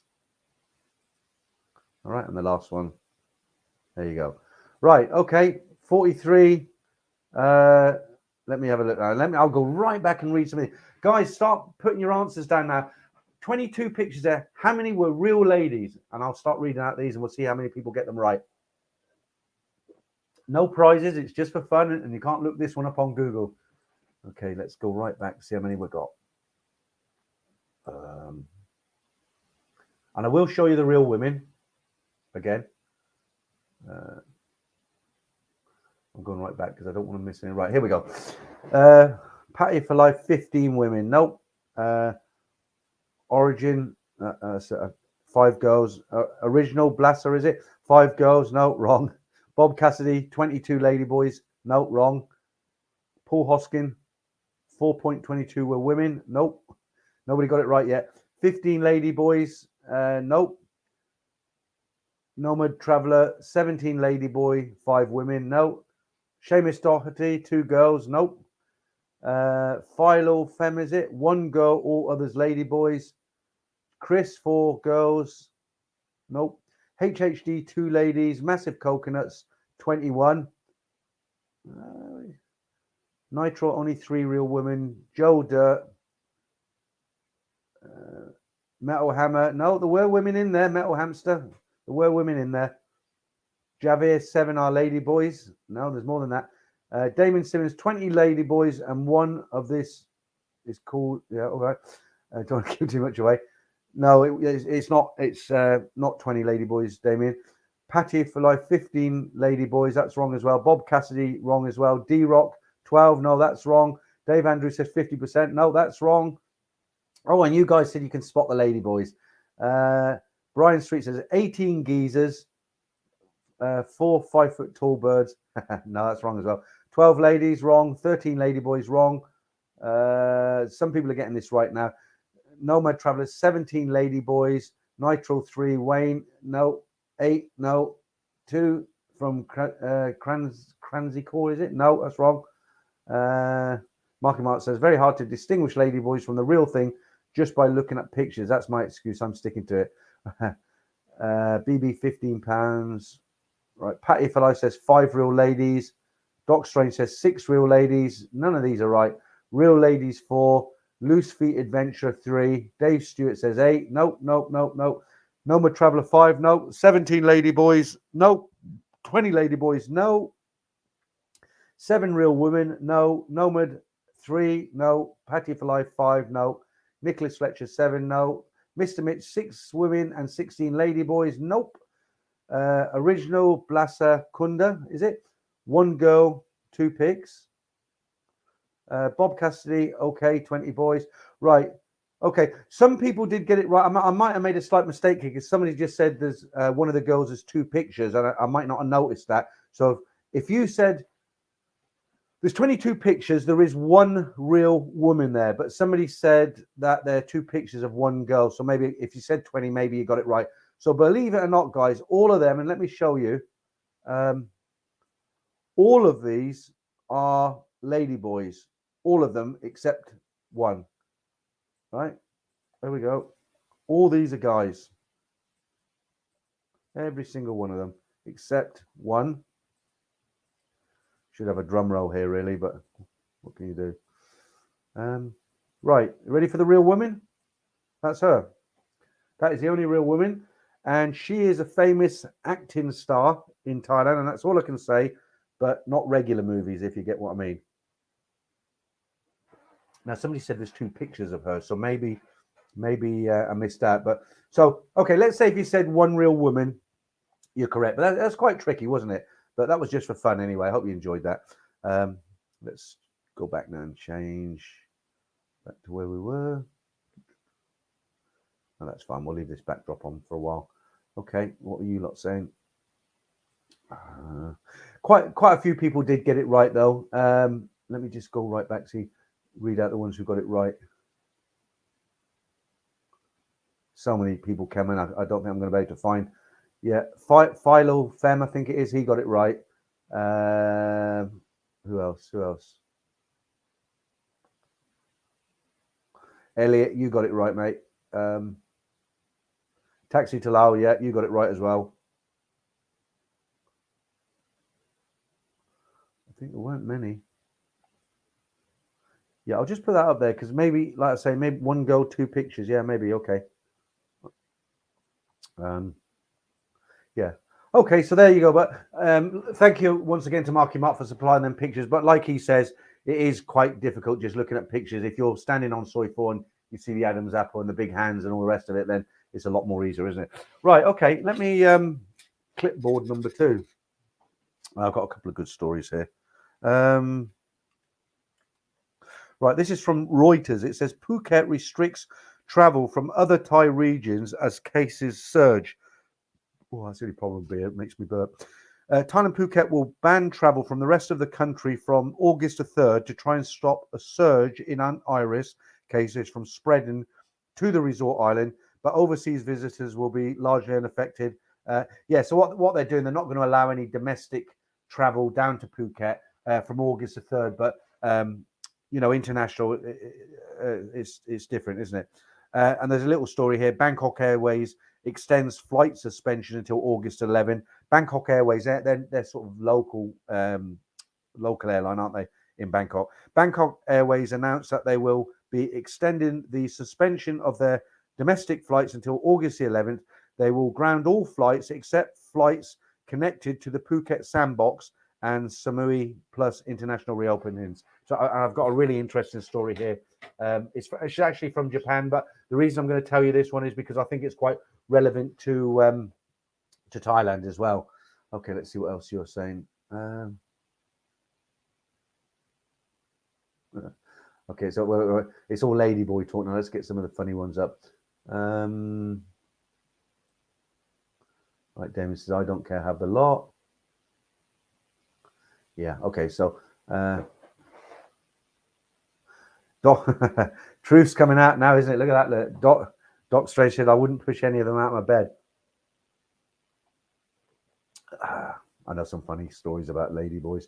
Some guys are into them. I mean, you know, look, I'm 61. I'm not a prude. You know, I mean, if somebody's into ladyboys, it's up to them. It's, as long as they're not hurting anybody. There's a little story I tell many times on the channel, but it's what makes me laugh is several times this has happened to me. I've been out in Thailand with friends or people I know from Bangkok have gone down to Pattaya or wherever, and there'll be 3 or 4 of us, or I don't go out in big crowds, but 3 or 4 of us, normally 3 people, and we'll be sitting in a bar on the beachfront or on walking street, and one of the guys will suddenly say, "Oh, do you know what? Jet lagged, or do you know what? I got up at 6 this morning. I've got to have an early night and make the most of it tomorrow." And we're like, "Come on, it's 12:30. This is," and especially when the bars used to sell all night. So this guy would say, our friend would say, "Do you know what? I'm really, really tired. I got up for work this Friday night, right? I was working today till 7, or I want to be fresh for tomorrow." And we say, "Really? Yeah, all right. All the best. See you tomorrow." And this is 12:30, and me and my other friend have gone out. And we've gone to Happier Go and all these places, and we 3 o'clock in the morning, we come out of Walking Street, turn right, then left, and there's a Thai kind of restaurant there. Those tin tables, but the food's cheap, it's good. We sit there, and who do we see walking down the other side of the second road, hand in hand with a guy who's like a ladyboy about a foot taller than he is? It's obvious what they're up to. And it's the guy who said he was tired and he's going home to bed early. So that always makes me laugh. I mean, there's a lot of guys who they're into that sort of thing, but they'd never tell anyone, and they're really shy. And yeah, fair enough.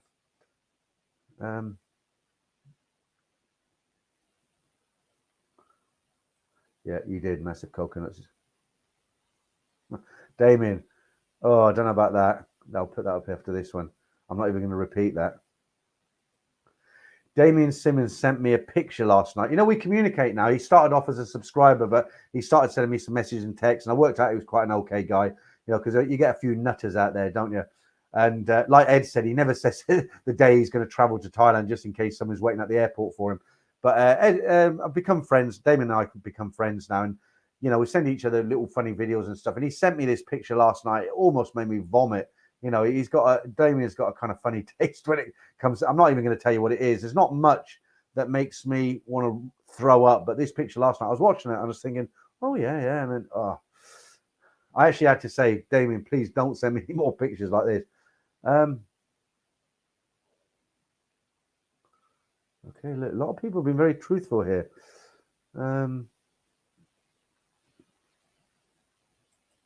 Right, next question is, how many of your past Thai ladies were ladies? Well, I think everybody on the channel knows that I'm actually married. My wife's Korean. A lot of people say to me, "Well, your wife, she's bloody very understanding, letting you do all this. But what is she letting me do?" And I'm going to bars and I'm drinking. She knows I do talk to bar girls sometimes, but I suppose it's trust, isn't it? She used to go out in Bangkok, Koreatown, Soy 11. Yeah, that's true. It's always the hands and the feet. You can't even now rely on the throat, the Adam's apple, because they have a procedure to shave it. Can't think of anything more horrible, but they do. We'll just get through some of these and we'll move on.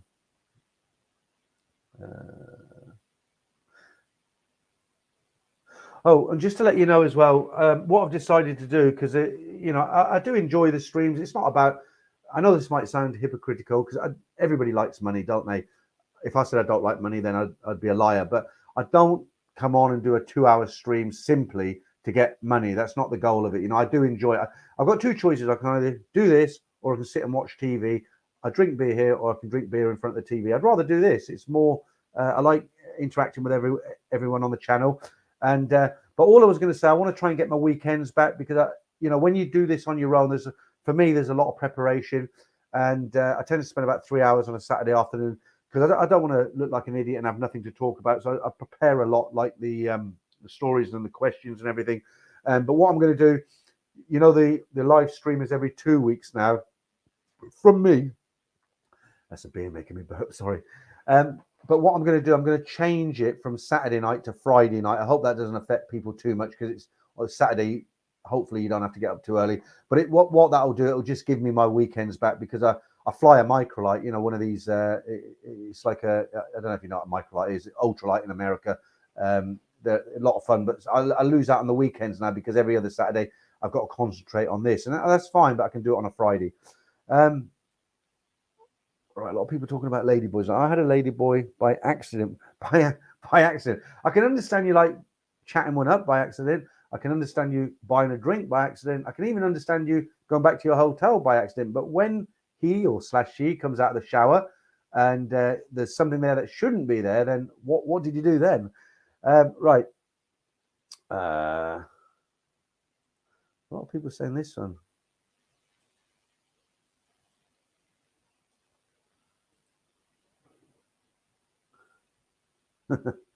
I don't think that lady is actually the person writing. It's probably your wife, isn't it, or your long-term friend?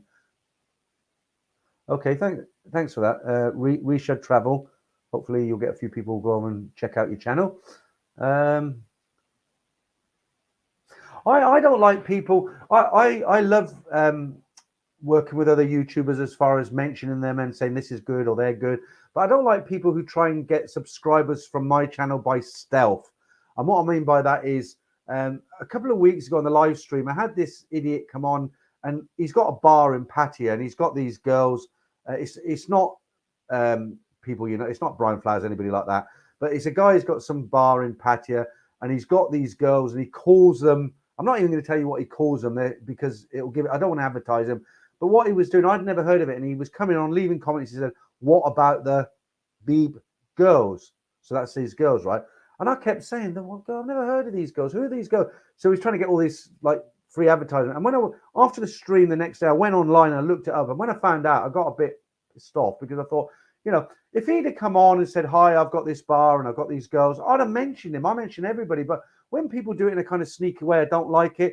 And like this guy here, he's done it in the right way. Like Reshad Travel, he's obviously got a channel, but he's not trying to hide the fact. So the fact that I've noticed he's got a channel, then I'll say hi and I'll have a look at your channel. That's fine. Same as Ed Sweeney. He gives me a mention. I'll give him a mention. Buzzin' Pattaya, Trevor, he's been on my streams. I've been on his streams. We'll work like that. But these people who come in, they try and be a bit stealth. I don't like it like that. And I did watch a few good videos this week. I don't have time to watch a lot of YouTube videos, but I watched Ed Sweeney's. That was quite good because of Ed, his character, isn't it? I like that video that Trevor, Buzzin' Pattaya, the one he did where he walked down Walker Street. That was quite interesting. I like that. Neil from NDTV, he did a very, very good video. Him and his, there's another guy, I forget his name. He does some fantastic videos with drones. He goes out in the jungle and all this sort of thing. But they went up to the north of Thailand, and they went through, they crossed bridges where crocodiles were, and they've got leeches on them. And I know it doesn't sound like a lot of fun, but it was interesting. It's something different. And they went out and they did these videos. And Neil, I don't know if you watch my streams, mate, but if you do, that was a very interesting stream. I enjoyed it a lot, and well done. It was very good. Who else is? Bangkok Pat. He did his first stream. He had I felt for the guy. He had so many technical issues. He came on, you could hear him, but you couldn't see him. And then we lost his voice, and I gave up. And then I come back about an hour later, and he was halfway through his stream. But well done, Pat, on your first stream. He had a good ratio of people in there, because he's only got about 2,500 subscribers. But yeah, he had 100 people in the stream. That's very, very good. Okay, so a lot of people know you there, Reshad. Is it Reshad? Is that how you pronounce it?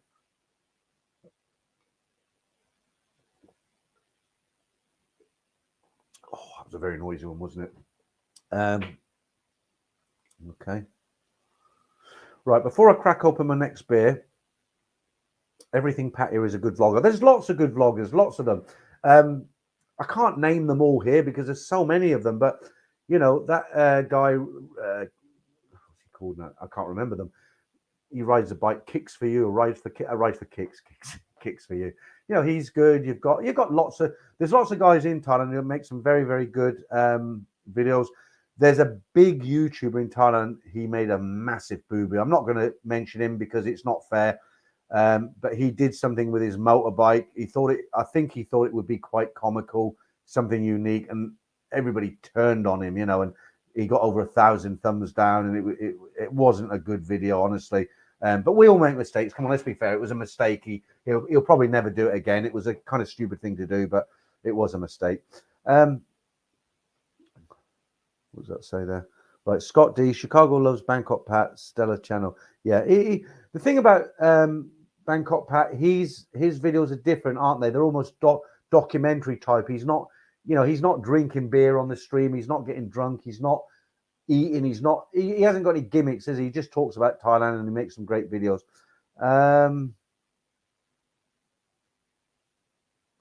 Yeah, that's kind of what I was thinking. When I just talked about that YouTuber who made the boo-boo with the motorbike. Yeah, it was a stupid decision because, I don't really want to say anything because somebody here will go and send him a message and say, "Oh, Thailand ban was slating you," and I'm not slating him. I just think it was a stupid thing to do. That's my personal opinion. A lot of people agree with me, and they give him a lot of thumbs down. I'm sure the guy's learned his lesson. I'm sure he won't do anything like that again. You put that to one side. He's made some very, very good content over the last few years. Some very good content. So let's get rid of that. All right, so let me read out something really interesting. Now, this is a story. It's actually about girls in Japan, but I'm telling you this because I think it also relates to girls in Thailand, and I'll tell you some experiences and why I'm telling you this. Oh, I've a beer. So the title of this is your daughter working in the entertainment trade? And it goes on to say, it says, employment in the entertainment. You know what I mean by entertainment. I'm not talking about working in the cinema, guys, right? It says employment in the entertainment industry, known by the term fuzoku, is a sure way to earn fast cash. A paper provides clues for parents to determine whether daughters are engaged in the world's oldest profession. If she is carrying 2 mobile phones, that is a sign of employment as a hostess. Another indication is if she has 2 brand handbags that are identical. She received both from customers and one is to be pawned off for cash. When walking with a family member through a place like Shibuya, she'll be wearing a breathing mask to ensure that she's not seen by a customer. Now, the reason I've read that out is because one of the things that kind of shocked me in the early days in Thailand, and I'm talking, the only contact I had with these girls were through friends, and where I come across a lot of these girls, I thought it was BS when I was told about it, but I've seen it with my own eyes, and that's when I had friends tell me, there's girls that go to university here, college, and part-time they do this business. I was like, no, don't be so stupid. College girls, and they were like, they do. And I went to Therme Cafe, and that's where a lot of them were. So what they do, they'll be at university and then hang around there especially Saturday night.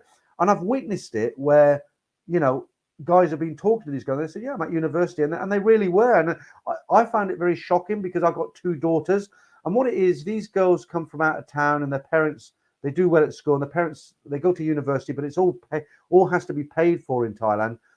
Well, it does everywhere, doesn't it? But we get grants. My daughter's at Birmingham University. She got a grant. And she'll only pay it back if she ever earning more than £30,000 a year. And the parents send these girls to a nice university in Bangkok. They go, but the money that they've calculated, it doesn't go nowhere near enough. It's a face thing as well. They don't want to go back to the parents and say, look, I can't survive on what you've supplied to me. The easiest way to pick up a few thousand baht, it's not great, but I didn't. When it happened, when I witnessed it, I didn't like it because obviously I've got 2 daughters and I put them in their place. I thought, well, if my daughter went to university and that's how she had to support herself, I suppose it's great for a single guy who's looking for fun, but when you got 2 daughters, it isn't very nice to think of. Let me just pull this beer and I'll get back to the comments here. Still got 220 in. I don't know how someone like Ed deals with his comments because I know he gets over 500, same as Trevor.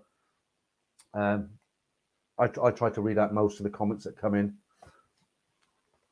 Tony B says, yeah, he's heard about that.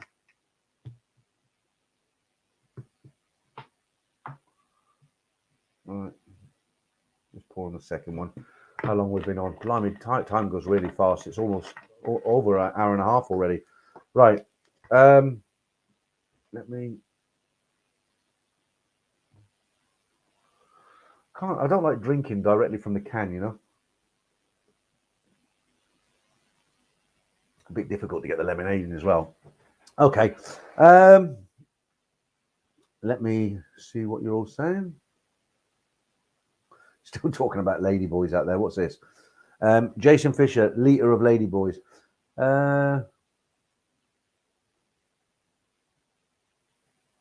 Yeah, spot on, Dave. Yeah, nobody. I don't think anybody's judging them. It's not that, Dave. It's just it's a shame, isn't it? Really. I mean, we got it easy here, haven't we? Really. You know, those young girls going to university. Like I say, if my daughter had to do it, mind you, saying that, I watched a documentary in the UK about university students in the UK. They're online on Cam, and they're doing it though because they want the luxuries in life, and they just think they were interviewing these college girls, these university girls, and they were basically saying, look, I mean, the safety. One had a mother sitting out of shot of the camera, and this 19-year-old student, she was saying, well, look, you know, go on here. Bunch of guys come on, they pay me all this money. You know, I couldn't earn this sort of money if I worked in my local bar or whatever. And they interviewed the mother, and they said she's not hurting. She's safe. I'm here with her. You know, I mean, it just seems to be the modern world we live in now. Yeah, yeah, absolutely. Yeah, it's the same in the UK. It's Siam. I am that comment on there. It's yeah, a lot of them in the UK as well. You know, it's all down to drugs, isn't it? Oh, where's that comment gone? Oh, there we go. It says, I am Joy. Same in South Korea. The girls studying USA spend their summers on okay, a bit direct there in Korea to pay their school fees, i.e., a factor life. Yeah, I mean, I've been to America, but I don't know about that there. Okay, let me just.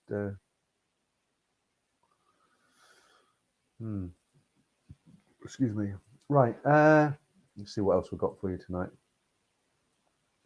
We've done the monkeys. Right.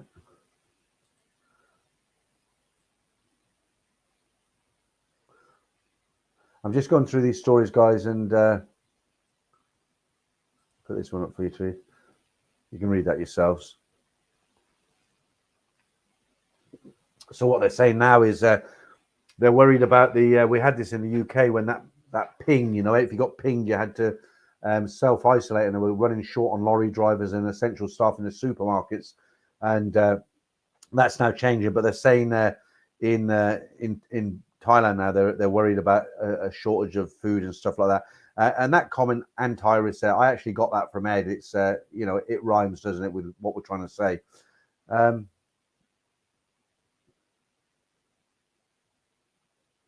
Yeah, I mentioned this on Wednesday as well. The king, he had his birthday. He pardons people every year, doesn't he? So it's more than 200 prisoners have been granted a royal pardon on the occasion of His Majesty the King's 69th birthday, including 35 inmates who will be released on parole. But the numbers seem to change. I can't remember where I got this from, but when you look at different news periodicals, whatever websites, they change. And there's another one there. I don't know if anybody familiar with that market. That's it's commonly known as the Bangkok train market. They're going to possibly close that down for good. That's almost a landmark in Bangkok for Phalang and Thai. If you don't know it, then okay. And back to the Phuket sandbox. 209 this week. None of the 35. So I got this story. I think I got this one from the Tiger. This was about 1 o'clock. 2 hours old it was when I got the story. And 35 new infections today, 209 in the week. I think I mentioned earlier that none of them were from international travellers. And that's the, I'll just put that up on the screen as well. That's what we mentioned earlier. What I didn't put there, but Damien actually let me know about, was that the, almost 500,000 are coming from the UK as well. And I've just, I copy and paste these from the news. So there's what I was on about. This is what I was talking about earlier. And I want to give a big shout out to Tony Rakonik. He sends me something every week to PayPal. So I do email him back and say thank you. So thank you, Tony. And of course, thank you to all the super chats tonight. Thank you, guys. I do appreciate it. Done quite well the last couple of weeks. And again, sorry to repeat myself again. If you're wondering where the Nat and Dave cartoon is, Simon's got the Antares, so he's out of it for a while. Let's have a look. What else? Right. Well, we haven't got too long now. 20 minutes. I've pretty much told you most of all the stories, so we'll work off the comments now. See how long I can keep this going. We'll put them up again, the old exchange rates for you. Let's get rid of that one. And what do you think? What do you think, guys? You know what I was talking about earlier when I said I've never sort of made a video about do's and don'ts in go-go bars and beer bars because I just thought everybody knew. But because of that story today, where the the guy, he made all them mistakes with that lady A, I had a few people write to me and say, look, you should do a video and just the do's and the don'ts when you go in a go-go bar, so you don't get ripped off. What do you think? Do you think I should do one of them, or is it old hat now? Yeah, I'll let him know you said that, Mark. Thank you. Okay, so still over 200 in. Let's go back to the comments.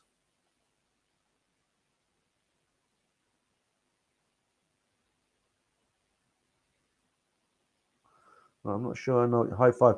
What difference from a village farm girl? I don't know what the question is, unless you're talking to somebody privately.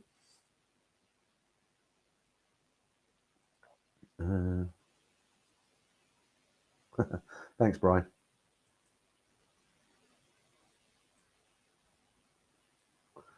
Yeah, Marky Mark says the live stream on Wednesday must be easier when you have another person to screen the comments.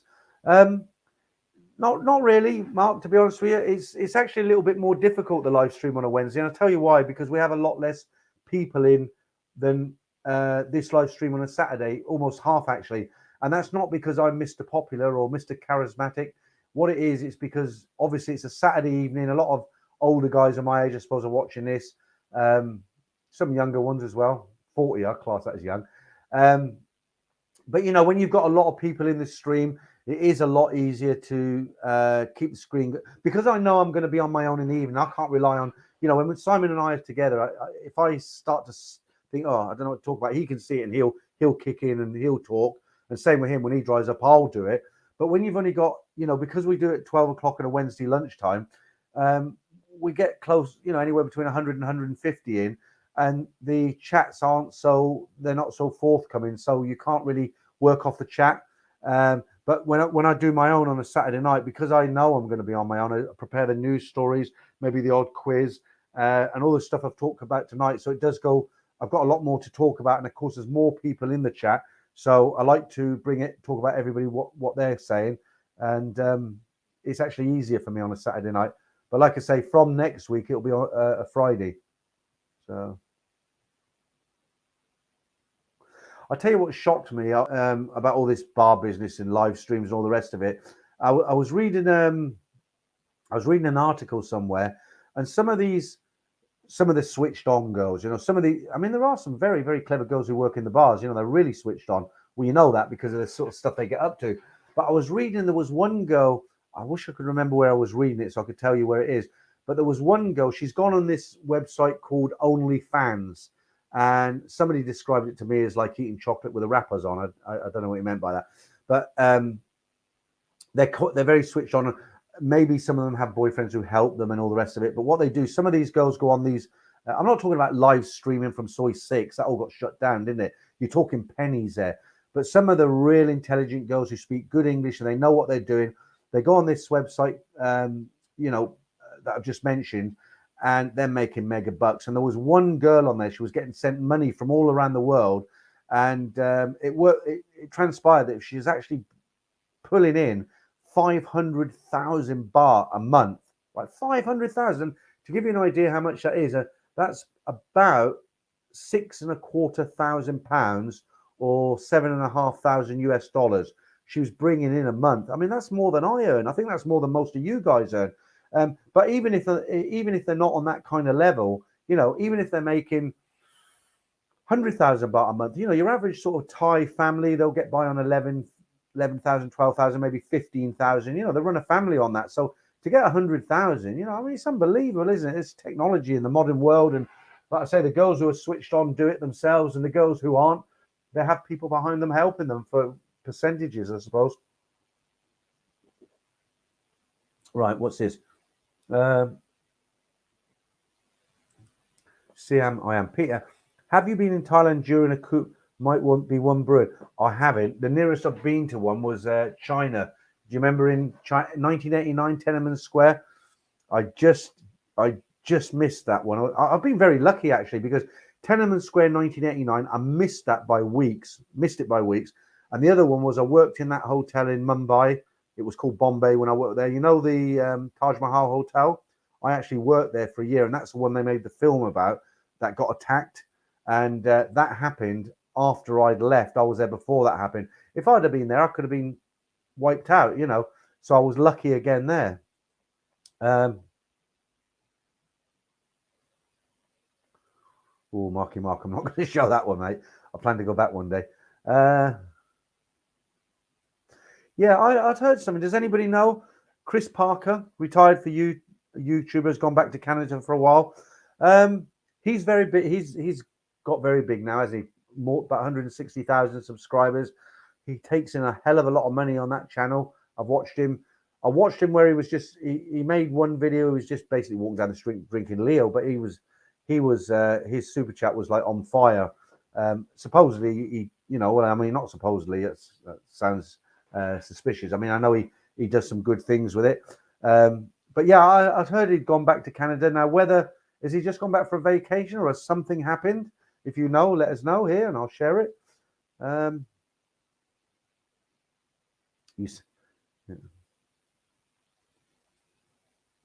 Yeah, I think that came up before last week or weekend. Probably not Pattaya. It's a bit. I like Hua Hin. It's a bit slow for some people, but retiring, yeah. The thing is about Hua Hin is Hua Hin.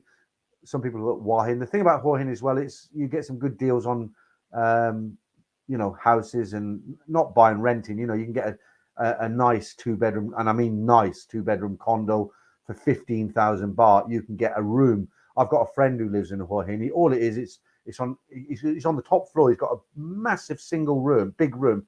He lives with his Thai girlfriend there. But when he opens these patio doors, you can see all over Hua Hin, and he's got this flat roof that he does barbecues on and everything. He pays 5,000 baht a month for that. You get some good deals in Hua Hin. I like Cha'am as well. That's beautiful, Cha'am, and that's 20-minute ride away.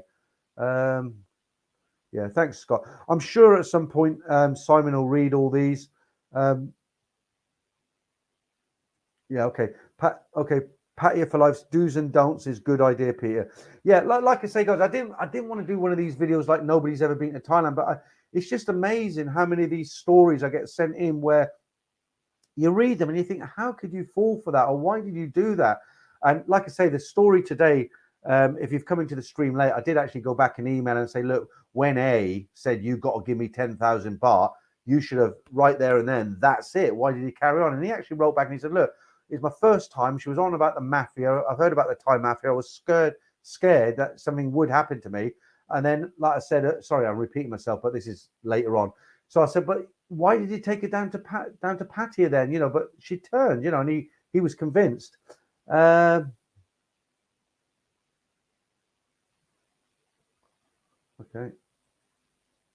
Brian Street says, thanks for the Saturday night UK question and answers. All right. And if you know, I mean, I don't try to be I don't pretend to be an expert on Thailand, but if you've got a question and you've looked on the forums and Facebook page and everything, and you can't find an answer, you can come on here and just ask me, and if I know, I'll tell you the answer, and if I don't know, I'll put it out there to everyone else, and maybe, you know, there's enough people out there, I'm sure somebody knows the answer to what you're asking. Right. Jam Jar Johnny. I love that name. Good night, guys. I'm off to sleep. Got work in the morning. I hope Simon recovers quickly. Take care. Yeah, okay. Thanks for that. Yeah, something funny going on here. What does that mean? It's always nice to see Francesca in the screen, because I don't think we get too many women in the stream. But then again, talking about places like Nana Plaza and Ladyboys and all the rest of it, then Yeah, that's nice to know, Elliot. Elliot, wonder if I'm your youngest listener. Simon, 23 years old. Um, don't know, Elliot, but it's. I hope you're getting something from this because a lot of the guys watch our channel because of my age. So I suppose I talk about stuff that relates to them. But if you're 23 and you're enjoying the stories and you like the stream, then that's great. Fair play to you. I'm glad it makes me happy, and well, it's good to have you here. 23, you're so young. I mean, if I would, no, I wouldn't give a hand to be 23 again. I'd give a finger to be 23 again. You got it all ahead of you. Um, what's this? Paul Pattaya. Times have changed. I walked on Beach Road today. Of course, you're there, aren't you, Paul? I walked on Beach Road today, daily exercise. A Thai woman harassing me, saying only 200 baht. Yeah. I mean, for the foreigners who live in Pattaya, I often hear people say, oh, they're lucky, they're in Pattaya now. We can't get back there. But it must be quite awful for them as well because, a lot of starving people there hassling them and there's a lot of scamsters there now. And just because they're in Pattaya, it doesn't mean like it's like it was when we were there. I mean, you can't even go out for a meal, can you? Yeah, no, Richard, it's not Simon Lander Smiles. If you don't know, Simon is my partner on the channel. He does the Nat and Dave videos, and the Nat and Dave episode 8 was supposed to come out today. Everybody asked us all week, when's the next one? When's the next one? And we kept saying it's coming out Saturday, 100%. But he's actually caught the antivirus and he's laid up in bed. I don't know how long he's going to be out of it. I'll carry the channel until he's back on. I can't. I'll put my hands up. I can't make those animations. They're very, very difficult. People have asked us what software do you use? We tell them because we know it's not easy to use. Somebody had a go. They made a very simple animation.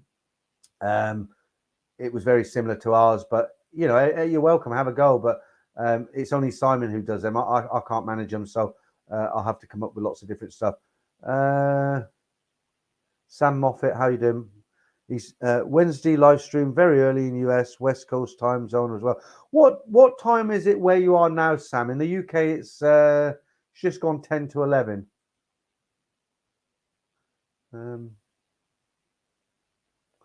Some bar girls have funny names. Yeah. They do all mean something, though. I mean, all the Thai names, you can look this up, but just if you didn't know this, not most, all Thai girls' names, they have a meaning. For instance, Nok means bird. I know a lot, but I've got a bad memory. There's another one. Some of them, it'll be like a flower or a petal or lovely or something. But you can go on websites and Google and just put in Thai girls' names meanings, and you'll get a list and you can see what they all mean. But what you have to remember as well, when you go around the bars and a girl will come up to you and she'll say, oh, my name's A, or my name's Knock, or my name's Boone, or whatever she said, that's normally their nicknames, not their real names. It's either a nickname or it's an abbreviation of their name, which is real long. They have long names. Well, you never know. Taxi to Lao, you never know if you don't try.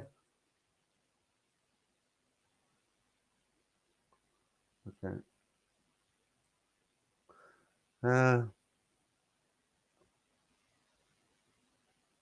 Yeah, I mean, people are saying, those girls, So look, Patty for life. So this is the girls on these websites. The top girl or girls are earning anywhere up to 500,000 baht to the lowest, which is 12,000 baht. And 12,000 baht, you can live in Thailand quite comfortably on 12,000 baht as a Thai. Excuse me. Okay. Yeah, we're talking about a lot of uni students do it in the UK, but that's more not out of necessity because they can't pay their fees or they can't afford books.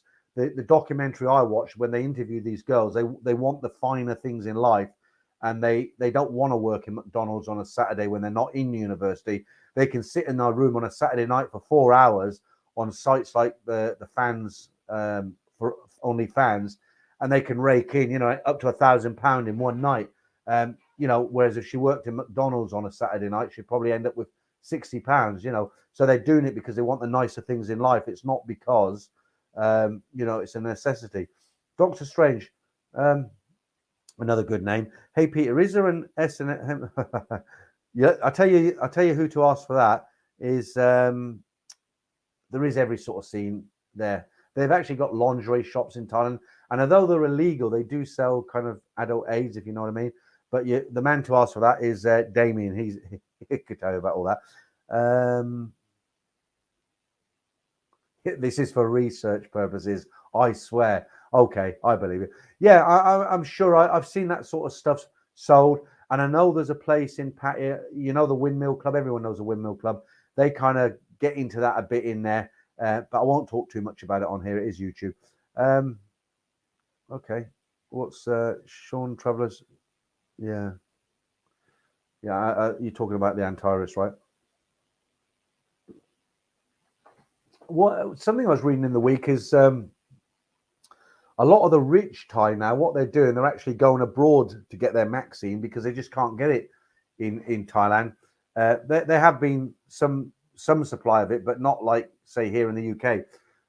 And what they've done, the really rich, a lot of the rich Thai families have actually booked trips and gone abroad just to get the vaccine. You know, gone for I don't know how long they go for, but if you've got money, you can do it, I suppose. Okay, some private conversations going on here. Right, we're nearly done, guys. It's another 2 or 3 minutes. I'll just try and get the rest of your comments in before we go. I hope you enjoyed that Ladyboy game there. That was Marky Mark sent them pictures. I totally forgot about them, and then he sent them in to me. They're all guys. The first lot he said, why don't you do this on the stream and try and catch people out, see if anybody gets caught out. How many are ladies? And they were all guys. But then he sent me one of that girl today, and it jolted my mind. And yeah, it was nice, wasn't it? Good fun.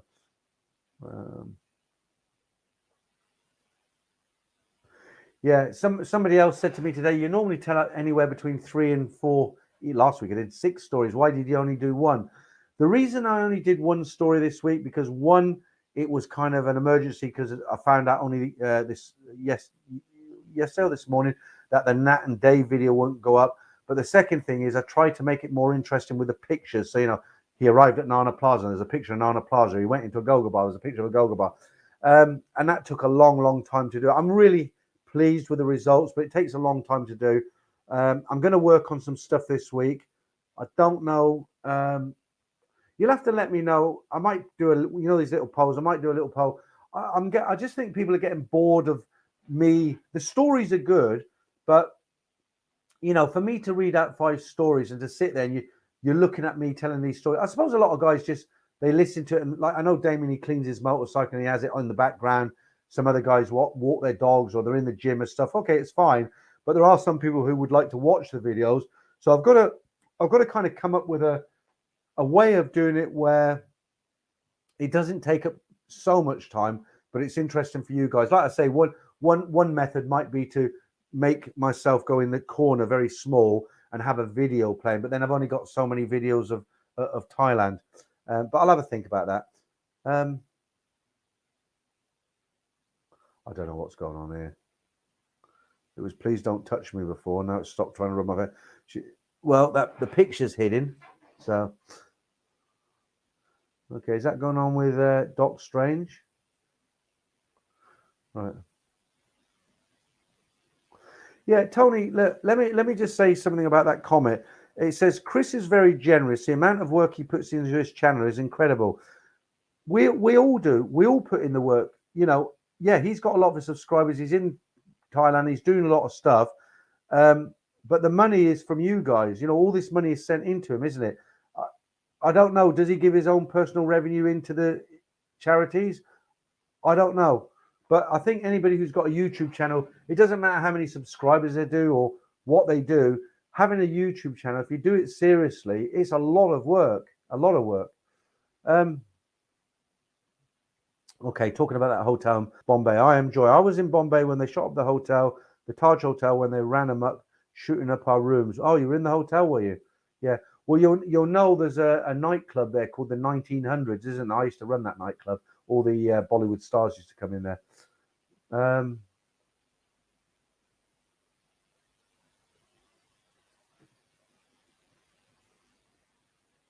What's that?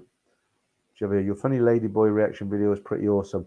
Yeah, the only problem is I'd love to do it every week, but you can only find so many pictures, can't you?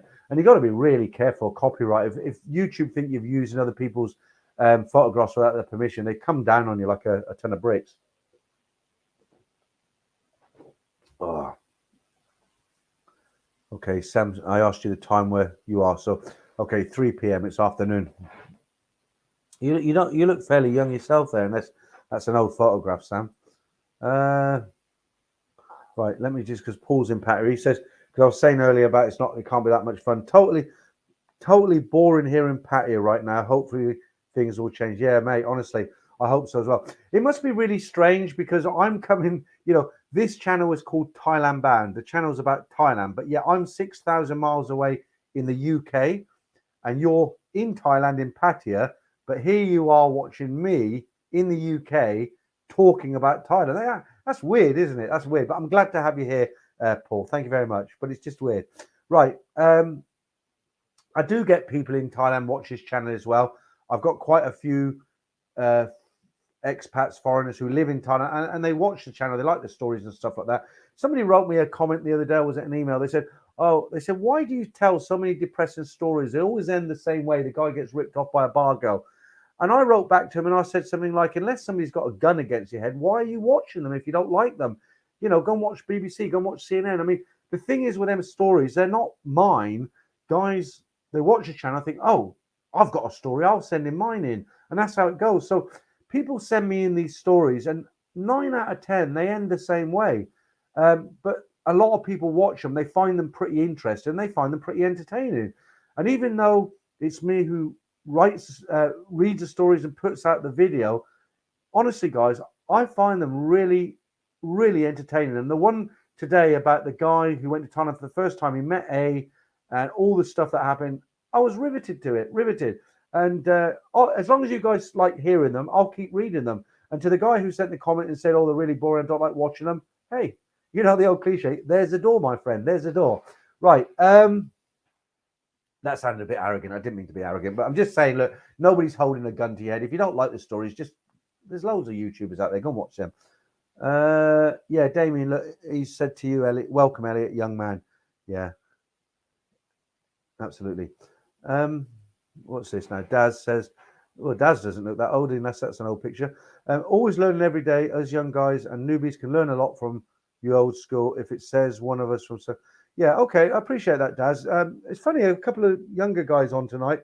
I don't want to sound like a dinosaur because mind you, saying that, I'll tell you a little story today. I'm 61. I think I've still got my health. I think I don't look too bad for my age, I think. And I'm on a diet. I'm losing weight. I was 115 kilos. The latest is I'm now 104. My goal is 90. This doesn't help, does it? But, you get this mindset where you think, well, I'm 61, but I don't feel 61. I think I can still do what I did when I was younger. You can't, guys. I took my youngest. She's not at university at the moment. She's got a job in town working in a clothes shop. And her mother works as well. So I took her to work. We pulled out in the car and I could feel something. It was flat tire. I thought, I've got a flat tire. So we got to work another way. But I thought, well, no problem. I'll change it on the drive. Do you know what? It absolutely exhausted me. I haven't changed a tire for years. And you think about it, you have to lift this wheel and tire at the back. You wind the car. I had to wind the car up 3 times because it's so long. I wound the car up, then I tried to undo the nuts. Well, of course, when you try to undo the nuts, the wheel goes round. So I let it down again. Then I cracked the nuts, put it up again, undone them, no problem. I'd forgotten one. I was like, had to do it again. And anyway, long story short, I did manage to change a tire. All's done. But God's sake, was it hard work? I was sweating, I was dirty, and yeah, I mean, you might think you can do the same when you're young, but you can't. Right, what's this? Peter Hoy. Peter, I had a Thai girl say her name was Bob. What does this mean? Well, you'll have to check her undercarriage and you'll find out. Yeah, Damien. Yeah, absolutely, mate. I did. That used to be such a famous place. Hard Tulip. Thank you very much for that. Appreciate that. Right. Damien Simmons says, Peter, did you ever go to the Nana Disco? It was great. Yeah, I spent half my life in the Nana Disco. It was run by a guy called Rick. He's in Cambodia at the moment, but that was in the days when Nana closed about 3 o'clock, 3 a.m. in them days. You went straight across the Nana Hotel into the disco. I forget the name of it. Disco, such a dated word. And that stayed up until about 6 o'clock in the morning. And yeah, very, very happy memories from there. Very happy memories. Okay, guys, I'm nearly there now. We've been on for 2 hours, 5 minutes. I'll just run through this quickly. Thanks, Dave. I'm glad you enjoyed the live stream. No point in doing it if you guys don't like it. Mr. Mitch, thank you. Same there. Yeah, high five. The Thai nationals are getting the Maxine, but not the Falang. Yeah. Oh, I sound like Ed there, don't I? Just get through a few more of these, and we'll call it a day. Ladyboys don't knock them. Great kisses. Well, do you know? I'm really a lot of guys tonight are coming on, and who's that? CIMM. Thank you very much for that. Just discovered I'm out of dog food. Got to run. Here's a few bucks. Yeah. Do you know? I'm really happy. CIMM. That's a good name. But we used to have these little kind of arguments, didn't we, in the early days? And now you've kind of worked out what I'm about. You haven't gone off. You're still here, and you drop in for the streams. I'm happy to see you. Like you say, you give me a few Kronenbergs. So that all worked out, and I do appreciate. Good luck finding your dog food, and hopefully see you next week. All right. So who else we got? Yeah, a lot of people saying they hope Simon gets well soon. Could be, I don't know, it could be up to a month. I had it for a month. Richard said, I could send some stories about places on the dark side if you would like that. Yeah, I mean, what I'm looking for, Richard, is relationship stories. They can be happy ones as well. People say, oh, I've got a Thai wife. Do you want to hear my story? And it's like, not really, because she wasn't a bar girl, was she? You met her in a supermarket, and you met her and you got married, you got 2 kids. That's nice, but it doesn't make for a good story, is it? Guys want to hear the car crash, don't they? They want to hear the guy. They want to hear about the girl they picked up in a go-go bar who was a real, you know what I mean? I can't say the word, but he actually persevered, and in the end, she came round to his way of thinking. He took her back, got married, they had a family, and lived happily ever after. Because they're the really interesting ones, aren't they? Right. Okay, I think I'm nearly done now, guys. I'm just, if I've missed, yeah, it's strange, that, isn't it, Seamus? I'm not used to seeing a lot of young guys in the chat, but then maybe I just presume. If you're one of the younger guys watching this and you go to Thailand, I'm sure you're all switched on. You all know what you're doing. You wouldn't get caught out, would you? But I'm going to do, maybe this week, I'm going to make a video, 20 points, what you shouldn't do when you go into a beer bar or a go-go bar. And as an example, something that's very common, you could get caught out.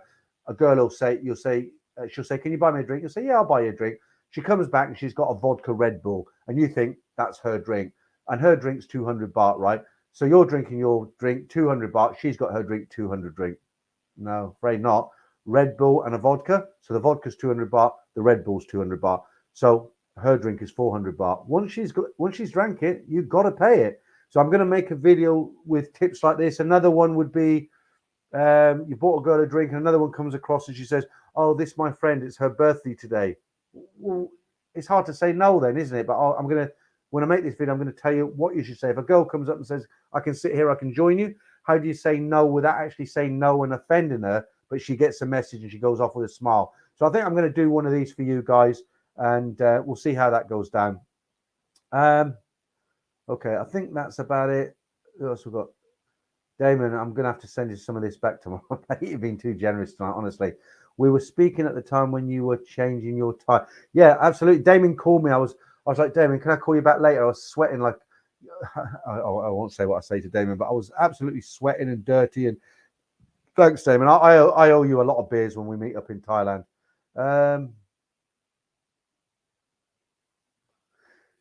Right.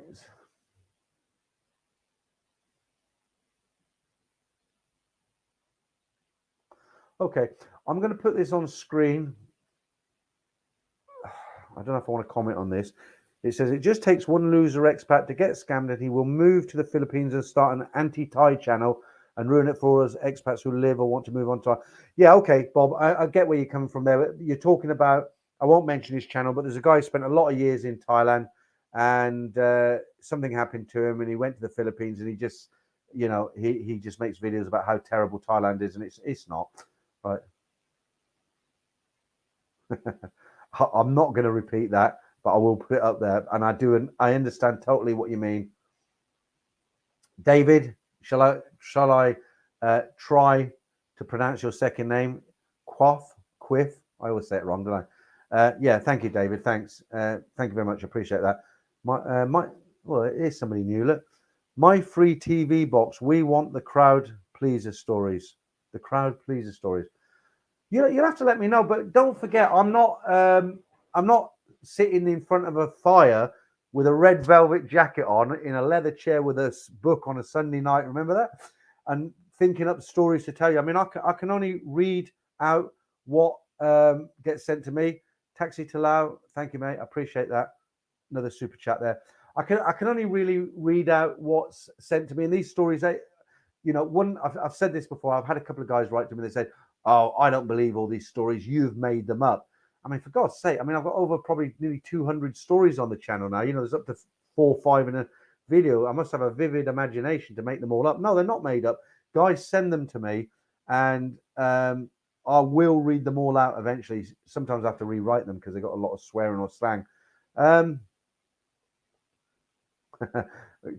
Taxi to Lau, Cronenberg, Lemsip for Simon. Okay, so there's a lot of Chang.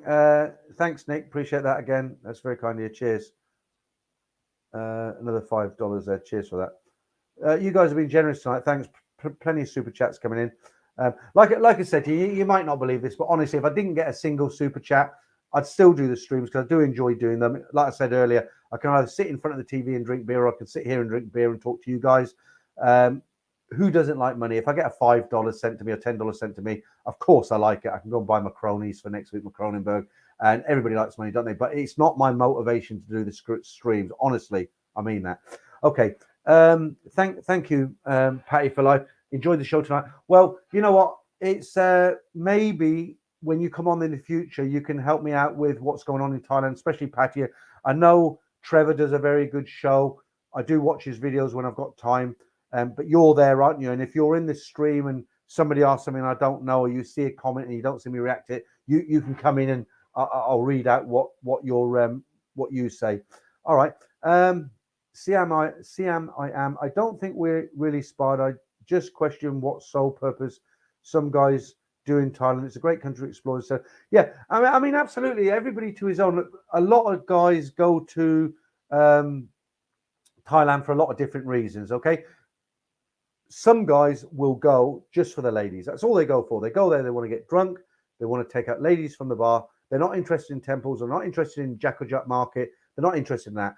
Other guys, they'll go there for that, and they like to sit on Jumptin Beach, they like to eat nice food, and it's 50-50. And then at the other end of the scale, I'm guessing like yourself, there are guys who wouldn't go near Soi Carbo, they wouldn't entertain Nana Plaza. For them, it's just filth. And they want nothing more. They want nothing to do with it. It's a beautiful country. They want to visit the islands. They want to see the culture. They want to eat the food. From my perspective, honestly, my opinion, all of that is okay as long as you're not hurting anybody. So if you want to go there and visit temples and visit beautiful beaches, that's fine. That's great. Do it. If you want to go there and hang around Nana Plaza, wake up at lunchtime, eat, and then do it again, that's fine. As long as you're not hurting anybody, right? So each to his own. And I know at the beginning you were coming in and you were saying some guys don't explore Thailand. They just waste it on that. But to be frank, a lot of guys, they're not wasting it because they're happy to do that. That's what they go for. So I think if we can understand that, everybody has their purpose in going there, then like I say, as long as they're not hurting anyone, and I'm happy we a little bit of sparring, but we came off as friends in the end. Right. Scott D from Chicago. Oh, I missed that one. There we go. Right. Thanks, Scott. I appreciate that. I hope to see you in 2 weeks' time. Blimey, I've been saying goodbye for 15 minutes now. I will go in a minute. Who else? Was that Black Bolt? I don't know. What's that? He got divorced and it's all been downhill from there. Yeah, that you're talking about. I can't remember the name of his channel. Yeah, I think we all know who we mean.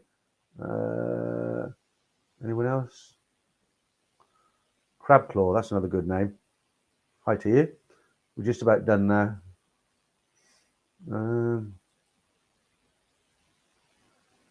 Use Pattaya as a base and travel around. I tell everyone. Yeah. Yeah, I do it the other way, Paul. I use Bangkok as a base and I travel around. So I'll sometimes go to Hua Hin, Pattaya, Chaam, Rayong, but Pattaya is kind of nice and central. Right, Daz, thanks for that, mate. I appreciate that. Probably the last chat of the night. Let's just get you up on screen there. You look a real young guy, actually. But we'll get that video out for you guys. Ronnie Cormitt. I don't get that one. Okay, I've got to go now, guys. It's been 2 hours and 15 minutes. I want to. I've got a couple of things to do on the computer before I go off to bed. Right, guys, it's been a blast. What can I say? Okay, so I don't think there'll be any live stream this Wednesday because of Simon catching the antivirus. The Nat and Day video we'll try and get up as soon as we can, but it's all down to Simon getting better. I'll be here in 2 weeks, but not on a Saturday now. I'm going to change it over to a Friday. So that'll be not this next weekend, but the weekend after a Friday. And I think every 2 weeks is enough, really. I know some people do 2 or 3 streams a week or once a week. But for me, I think every 2 weeks I can make it a good stream. If it's more than that, I'm not clever enough, honestly, to make every more. Sam, thanks for that. Nicholas, cheers. Crab Claw, take care, everyone. I can't read them all. Damien's stream, great stream as always, Pierre. Damien, I'll give you a bell tomorrow when I'm walking, as long as it's not raining. If I don't call you, it means it's chucking it down here. Right, I got here late. Crab Claw, never mind. Not next Friday, the Friday after, 9 p.m. UK time. We'll be doing it again. You can watch this on the rerun, but it's been great. So, guys, good night. I hope you have a brilliant Sunday. And what more can I say? Thanks very much. And to all the super chats and members and everybody, do appreciate it. And I'll see you in 2 weeks' time. Thanks a lot.